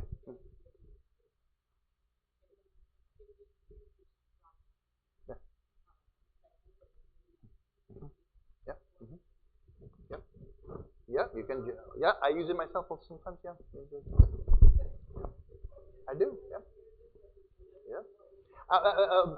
For alopecia and skin conditions, could you use flaxseed? Flaxseed is absolutely amazing, and there's a lot of creams out there for the face and all that made out of flaxseed. Instead of having to pay so much for all of that, you can simply use that flaxseed directly for the skin and the. All right. Okay. Check this out. I had a friend of mine, Elliot. Elliot calls me up. He is in a conference out in Dallas. He's from Florida. And he said, Lester, I had to come here to this continuing education here in Dallas. And being sitting for so many hours, my back just went, Lester. I'm thinking I'm going to have to go to the emergency room. I don't know what to do. Do you know any other chiropractor here in Dallas? I used to live out in Dallas, but then I told him, listen, there's one thing you can do. You can try out and see if it works. And if it doesn't work, go to the emergency room or go see another chiropractor out there. But let's try this first. And since you're sitting for so long, this is what you're going to do, Elliot. You're going to sit down. You're going to sit towards the edge of your seat, okay? And you're going to cross your legs, okay? And then once you cross your leg, you're going to push down on the knee that you're crossing. Once you push down the knee, you're going to turn towards the knee. You're going to look up and you're going to bend down. And you're going to feel a pinch on your buttocks. And that pinch is that you're pulling and stretching the piriformis muscle. The piriformis muscle, 30% of the population, the sciatic nerve pierces through the piriformis muscle. So the sciatic nerve goes through the piriformis muscle and the piriformis muscle is strangulating the sciatic nerve, and you're having what is called the sciatic syndrome or sciatic pain. And when you do this, you are stretching your piriformis muscle. You turn towards the knee. You look up just so that you can remember, keep your back straight. You bend towards it. You keep it there for 10 seconds. You count 1, 2, 3, 4, 5, 6, 7, 8, 9, 10. Once you're done, you switch out. You do it on the other side. Okay? Because you want to go equal on both sides. You push down, you bend down, you look up. Keep it there. Okay? And then once you're done, what you do is just grab your knee and just pull it towards your chest. Hold it there for a little bit. You relax and you do the same thing on the other side. Okay? So what he did, this is what he did. What he did is he started doing that and repeating it 2 or 3 times on each side every hour. When he was done that day, he came back and he didn't have to see me at all because he was pain-free. Okay? So, another secret that we use at the clinic is Epsom salt. Epsom salt is absolutely amazing. And people forget about it. And you know what Epsom salt contains? It contains magnesium. Magnesium is the active ingredient in Epsom salt. So magnesium is absorbed by the body, relaxing all your muscles. And how expensive is Epsom salt? It's just nothing. It's nothing. And you know, and you can avoid coming to chiropractors, massage therapists, and drinking all these pills you guys are taking. So you know, it's so much better to simply do that. See. And listen to this also.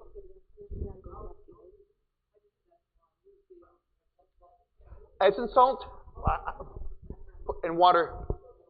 You put it in water. Okay, good question. Very good question. Okay. People that have, let's say, knee pain, for instance. Knee pain. You see that a lot at the clinic. Or ankle pain. Put in a bucket. Put your foot inside nice warm water with Epsom salt. Now, if, let's say, you want to put your whole body in there. You put a tub. And you add 2 cups of Epsom salt to the water, okay? And then lie down there for at least 20 to 30 minutes. Voila. When you get out of there, you are a new person. You are a new person.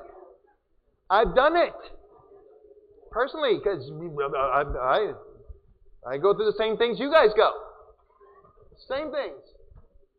Okay? I suffer back pain as well. All right? And listen to this also. If you guys add on top of it Epsom salt, you add rosemary. It's highly anti-inflammatory. Okay. So, you know, you guys have rosemary out here. When we were sitting at the tables, you guys had this amazing rosemary. And if you guys were to add rosemary to the water with Epsom salt, invigorates, rejuvenates, and reduces inflammation.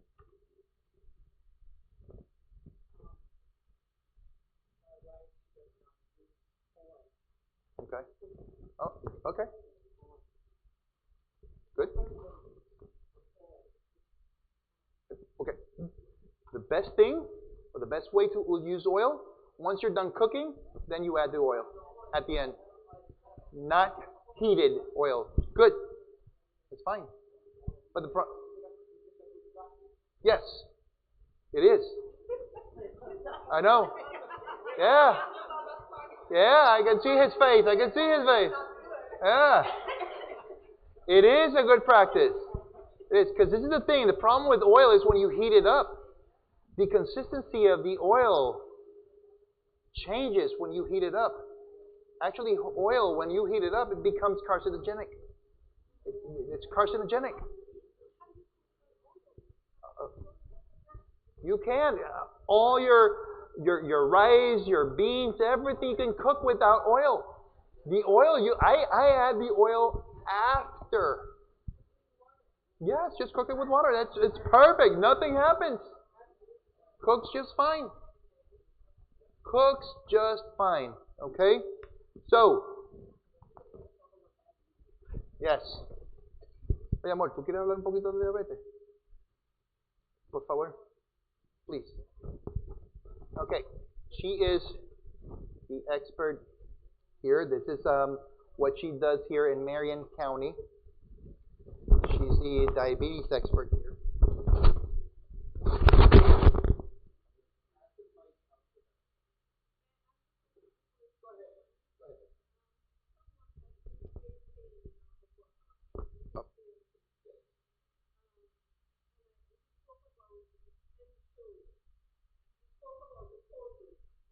The poultice, yes. The flaxseed poultice, yes.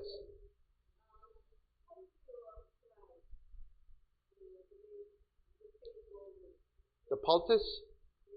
Okay. Yes. Warm. You put in both flaxseed, equal parts of flaxseed to water. It's going to create a paste. You can add a little bit more water, okay? Water it down a little bit, and then put it directly in the shoulder. It'll help out a lot. Now, you've got to look into the fact that if it's just muscular, if it's neurogenic in origin, but start with that, okay? Because most of the times is that it may have a little bit of arthritis. And what did we learn about arthritis? That arthritis is inflammation. So if we start doing all these things that are anti-inflammatory, and top of that, putting it topically, pain gone. Use Epsom salt. Use everything that you have in your arsenal. Let's start with this, okay?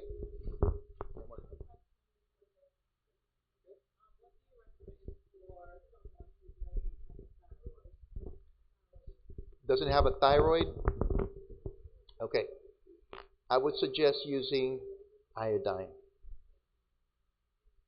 Iodine, just drops of iodine, or things that contain iodine, like kelp. Kelp contains a lot of iodine. Seaweed, yeah, not seafood, seaweed. Okay, seafood is not good. Aha, caught ya. Yeah, more.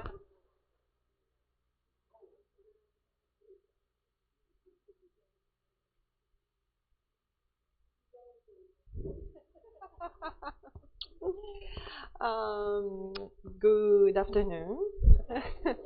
My name is Rebecca. I was not expecting to present anything today, so I don't have any slide presentation for you, but I hope that the information that I will transmit about diabetes will be very helpful for each of you.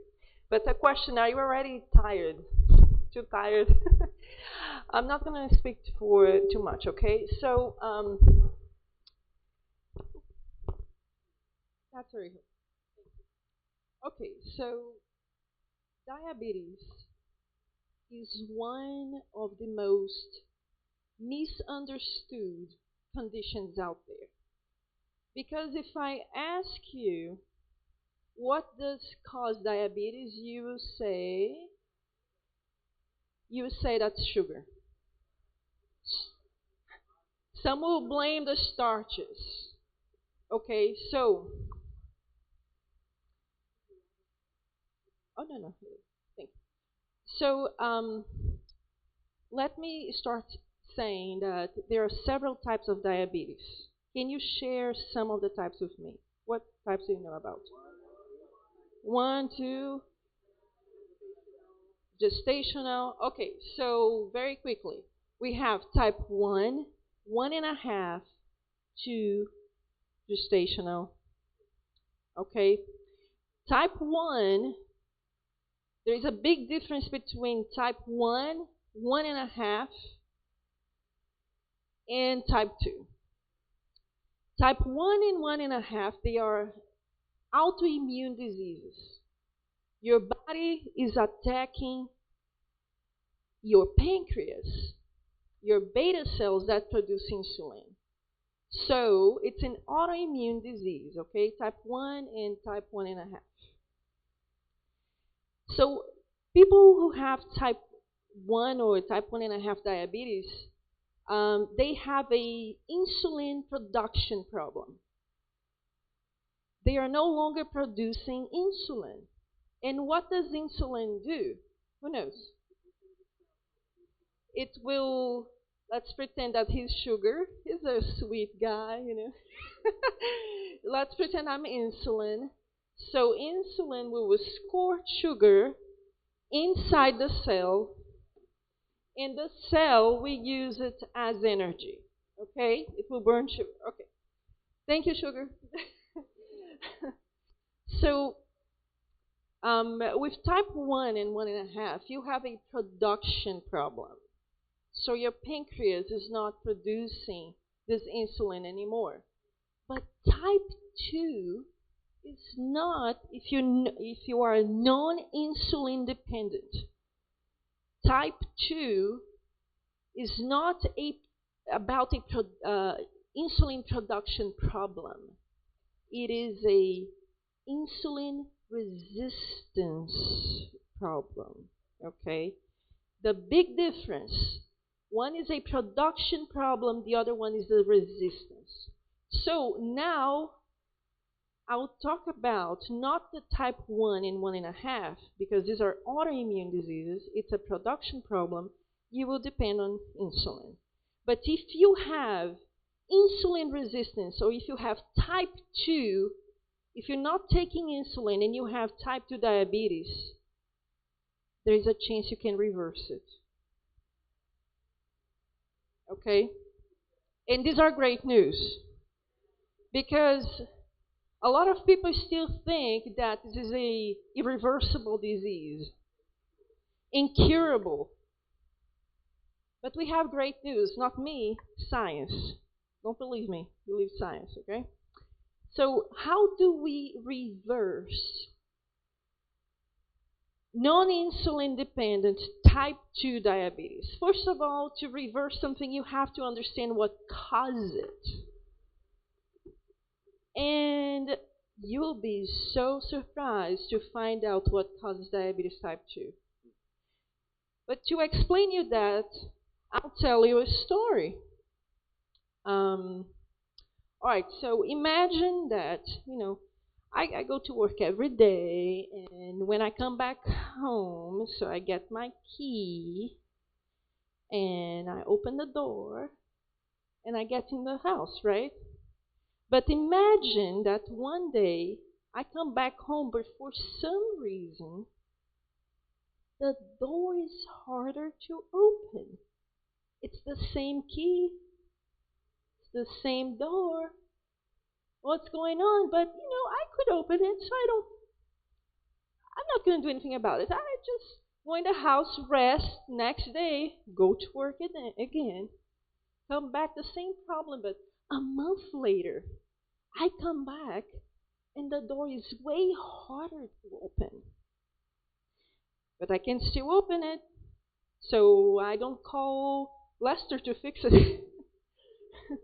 Because I can still open the door, okay? But 6 months later, I get home, and I cannot open the door. And let's suppose that that's my birthday, and I'm holding a cake, and I'm trying to open the door, and soon my guests are arriving because we are celebrating my birthday. So I'm making an analogy here, okay, to make you understand what's going on with diabetes type 2. Actually, with all types of diabetes. So it happens that it's not a problem with the insulin. It's not a problem with the door itself. It's a problem with the lock. So Imagine that I'm in front of the house and everybody's arriving, and then I say, hey, Lester, look, I can't open the door, and I have the cake, and everybody's arriving. Look, they're already parking. So I have all this gas in front of the house. We're all in front of the house. Nobody can come in.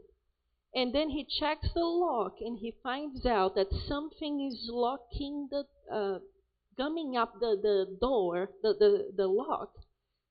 And that's causing my key not to work. If you think as our body as a house and our cells as the doors, what might be gumming up our cells that is impairing the insulin to work? Someone? Yes. All right. He got the answer there. It is fat. So if someone, for example, would put gum in the lock, do you think that I would be able to open the door easily? No. Right? Even the little one knows. Thank you. So the same thing happens with our body. Fat is gumming up our cells' doors, locking the locks. And insulin cannot communicate, cannot work well. If insulin is the key, the fat in our cells is the gum. So now imagine, because I cannot open I cannot open the house, I cannot open the door. Everybody's outside waiting for us to celebrate my birthday, right? In the story. Who do you think those people represent in our body? The sugar, right? So when your insulin, when your body cannot open the door for sugar to come in, they will be outside trapped in the blood. And it's going to cause what? High blood sugar. So we can say that high blood sugar is a symptom, a consequence of diabetes, not the cause. They are trapped in the bloodstream. They are making your blood sugar go high because they are trapped there. They cannot go in the cell because nobody can open the cell. The insulin cannot work well. Are you understanding? Good. So fat can clog your cells. Insulin cannot work, so the door will resist to open. That's called insulin resistance. And I'm like, hey, I promise you I'm insulin. Can you please open the door? We have all this sugar here trying to get in and you're not opening. Like, sorry, I'm clogged with fat. But do you think it's any type of fat that's clogging our cells? No. It is a type of fat called saturated fat. Okay? The liver and the muscles, they are the organs responsible to absorb excess sugar from the bloodstream. But if your liver and your muscles are packed with excess saturated fat, insulin is not going to work well. So we can say that the cause of your cells resisting insulin is saturated fat. Okay? So all types of diabetes, all of them, will start with insulin resistance. When they say you are pre-diabetic, that means you are insulin resistant, okay? So you don't become pre-diabetic to diabetic overnight. It is a condition that you become more resistant until you cannot open the doors anymore.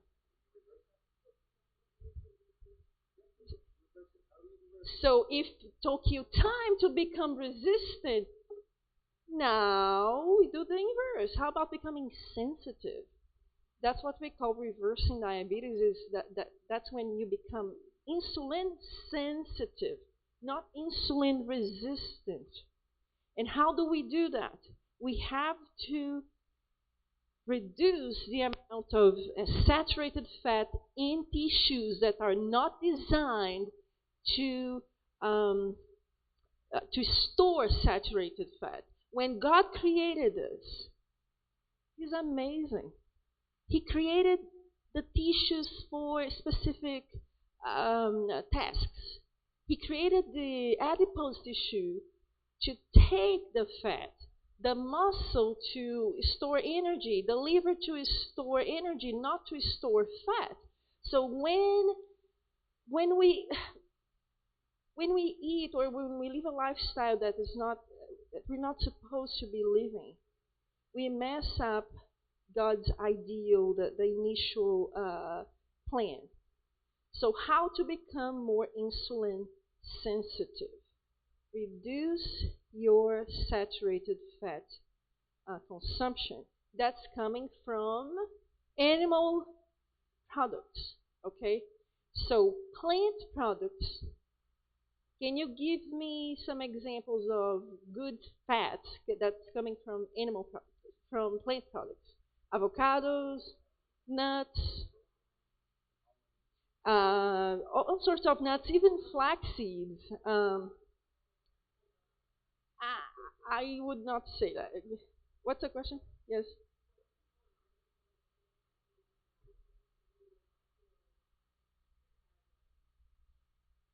It is a indication that you consuming too much oil. Because you have to think about this. Even from in the plant kingdom, in oil, it is an ultra processed product. What is the difference between an olive and an olive oil? It's the packaging. Who packaged the olive? God. Who packaged the olive oil? Man. When you extract in plant oil, you are detaching it from the fiber, from so you have also to remember that even plants, they have a mix of different oils. When you look at the makeup of olive oil, for example, you see that yes, most of it is a healthy type of fat, but even these oils have some amount of saturated fat. It's a diversity types of fat. So in this case, if you already are on a plant-based diet and you're considered pre-diabetic, you have to reduce or remove the amount of oil. So bottom line, I promise I'm finishing soon. What causes diabetes is fat. Okay, you reduce the fat, and you become more sensitive, and you can reverse type 2 diabetes. Thank you so much. Okay, now let me ask you, and then there's people out there that say that there's no God. Because let me tell you, God was so precise in making the human body, and so exact, and so intricate. And the more you study the human body, the more you know that there is a higher being that created all of this. And there is nothing else other than a God up there. Because we are not a product of evolution, for sure. For sure. Now, let me tell you, I have this book right here. And this book is going to be a gift. This is the first time the conference has done this. It's going to be a gift with the purchase of any of these encyclopedias, any set of these. But this is the interesting thing that I got from this book. Let me tell you something. I have a friend of mine, a medical doctor. He came up to me and he said, Lester, if you had a goose that would deliver and make gold eggs. What would you do with that goose? Would take care of it. And I told him, well, I would feed it. Yes, and what else? And I would make sure it's nicely tucked and producing golden eggs, you know. And he said, Lester, what if the carrot gold would go up higher, better carrot, the more you treated it, the better you treated it. And I said, yeah, well, so what would you do? He said, well, I would treat it even better. He said, and then he asked me, well, Lester, in your life, what is that goose? What is that goose? And I told him, well, it's my job. I said, no. And he said, well, what is it? It's your brain. It's what you have here. It's your head. It's with your God-given talents. And this is exactly what this book talks about. Okay? How to take care of that golden goose that we all have. Okay? And let me tell you, tonight, I couldn't get into what is it called? Hydrotherapy. Because I wanted to talk to you a little bit more about hydrotherapy and how my brother, when he was 6 years old, got rid of pneumonia, double pneumonia, with just using hot and cold water. I couldn't get into it. And how to use other means with just simply water. And I couldn't get into high blood pressure. There were so many other things I couldn't get into. But I had to go. I got to go. I got to come back. I got to come back. I got to come back.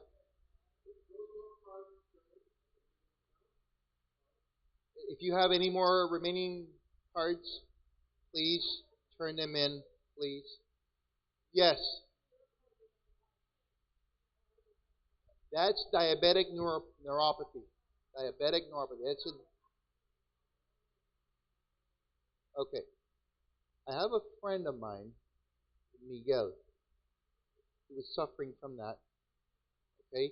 And he was able to control that by reducing the amount of sugar or fat in his system. And he went on his hemoglobin A1C from being almost 14 to the day before yesterday that we did his hemoglobin A1C, he was at 6.3. 6.3. He's still pre-diabetic. He's on his way out of it. He's a full-blown diabetic. Okay? So, using all natural, along with traditional, but mostly natural. Okay? Got rid of all his diabetic neuropathy, got rid of all of it. Yes. Yeah. For sure. Okay. Pastor, thank you so much for inviting us, for bringing us here. It was a real pleasure for me. God bless you very much. Thank you so much again for having us here. We will return for sure, but thank you very much for having us. Can we please put our hands together for Dr. Lester?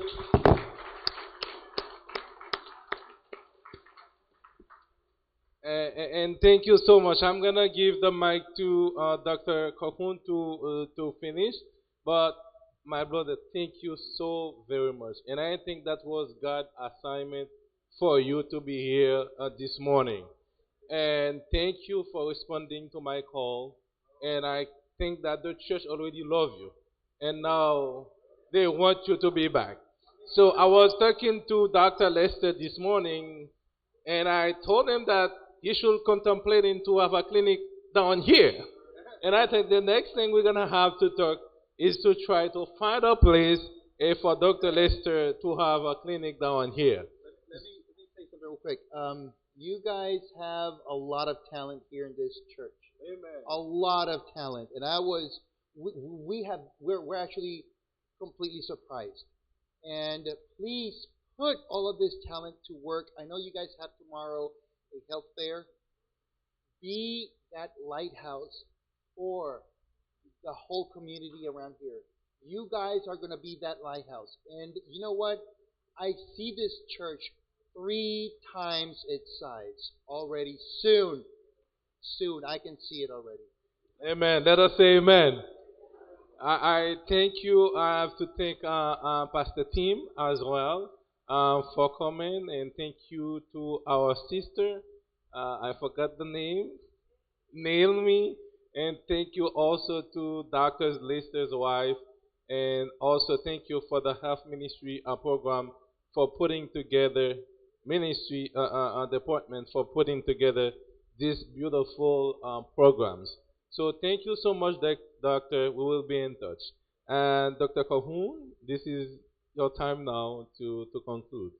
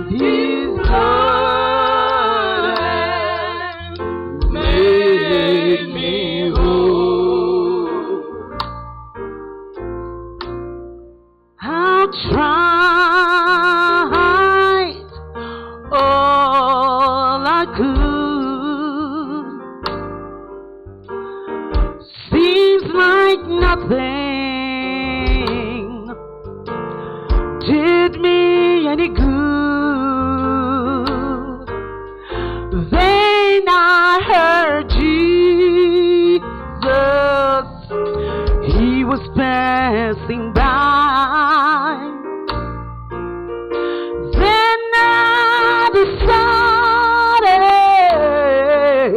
to give him a try. And oh, it is Jesus, wonderful Jesus, oh, it is my Jesus in my soul. For I am all I did was tell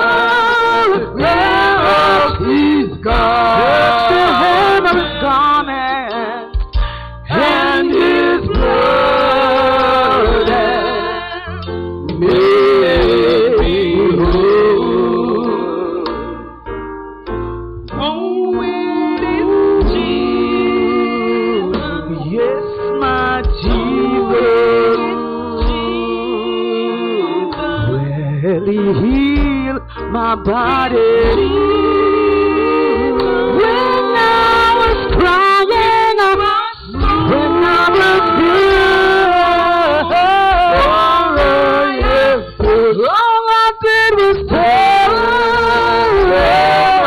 He's God. Touch the hem of His garment, and His blood has made me whole. And His blood has made me whole. I said His blood has made me whole. Oh, it is Jesus, yes, my Jesus. Oh, it is Jesus. When He healed my body, it's Jesus. Oh, in my soul, for I am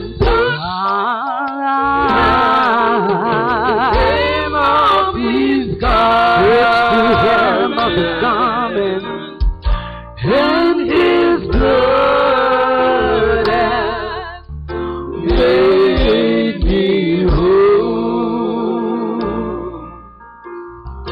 Thank you, Jesus, for making me whole.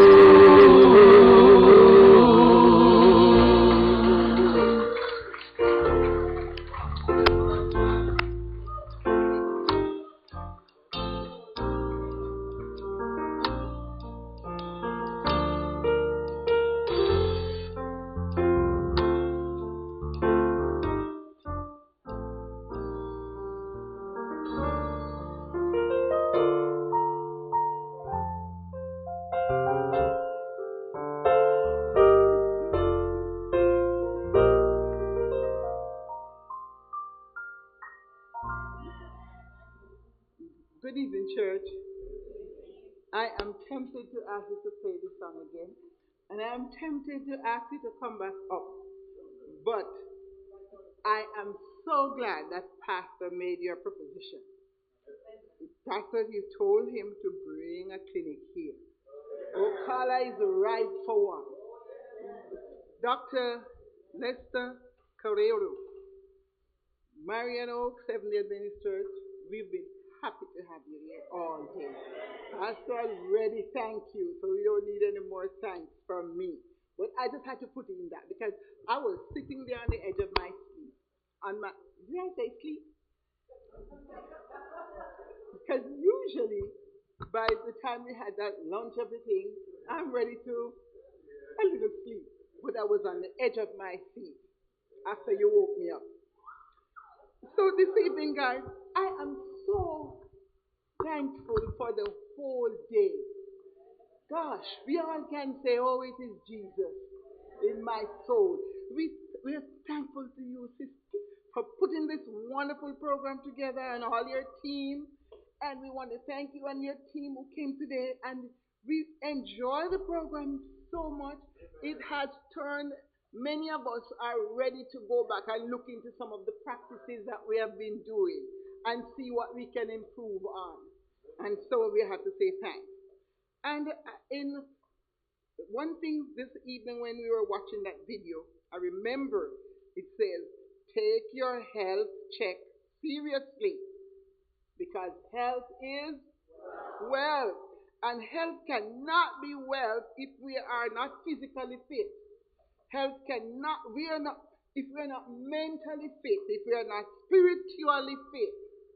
And when we come to the one that emotional health, but let's just think of the spiritual one for a bit as we are closing out the Sabbath.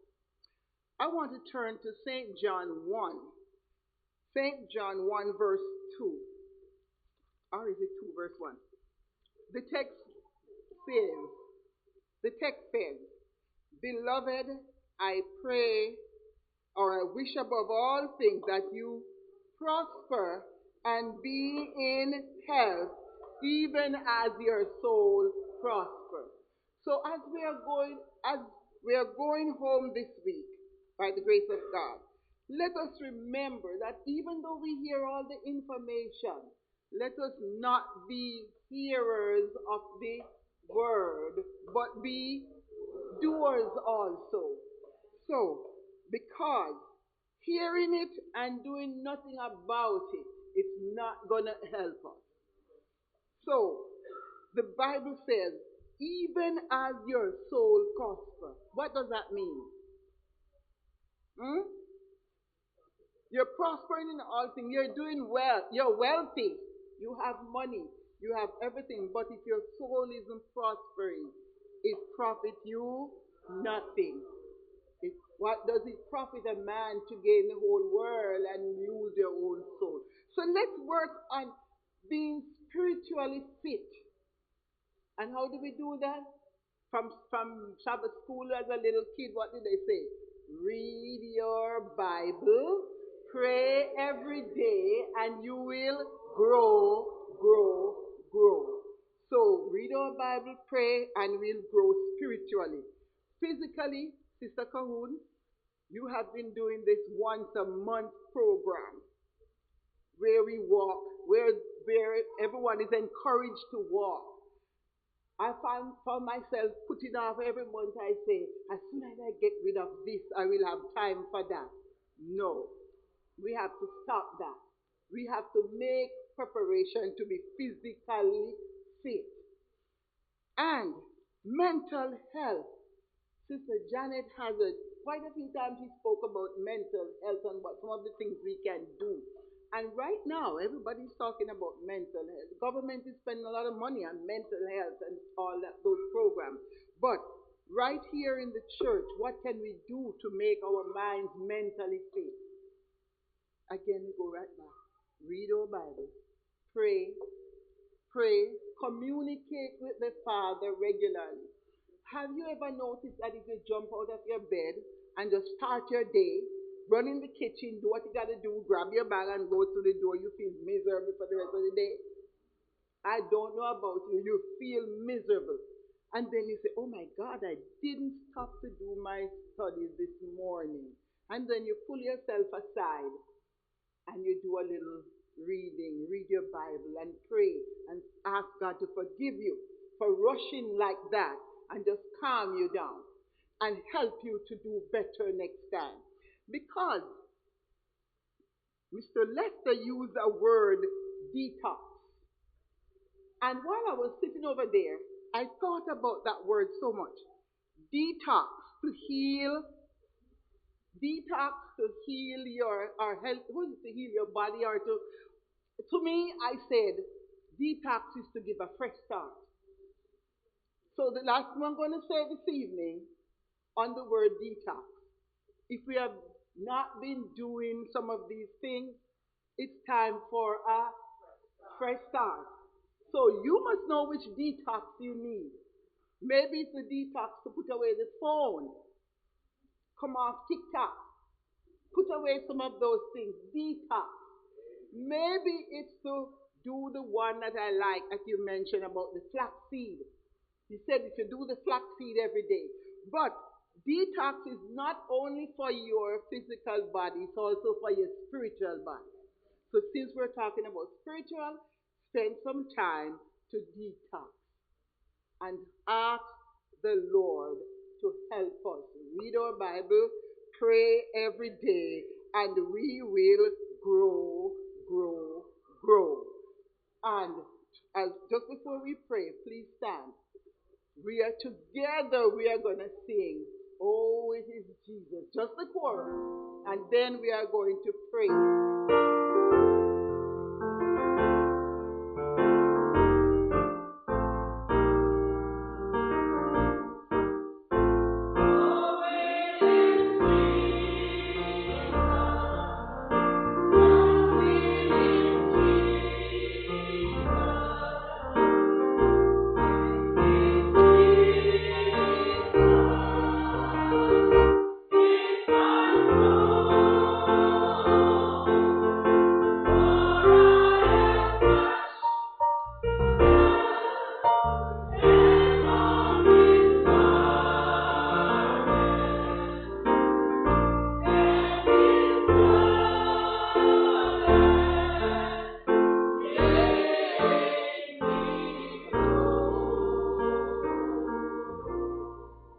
Let us pray. Father God, we thank you for affording us the opportunity to come into your courts, to worship, to praise you, to listen to information that can change our lives for the better. Father, we ask that you will forgive our sins, any sins that we have committed, known and unknown. And Father, as we are here at this moment, asking you to spiritually purge us so that we can be fit for your kingdom. Father, we thank you for the visitors who came today. We thank you for the information that you poured out on us. Help us, Lord, not just to be hearers of the word, but to be doers of the word. And Father, when all is said and done, help us to be loving towards each other, forgiving towards each other, because, Lord, some of these are just the detox that we need, just to be loving and forgiving, and so that when we come before you, our prayers can be answered. Father, as we depart from here, help us not to depart from your presence, but Father, protect us, those of us who are traveling distance to go back home. Go before us, be the driver. Protect all those around us. And when all is said and done, save us in your heavenly kingdom, we pray. In Jesus' name, amen. Let's go back.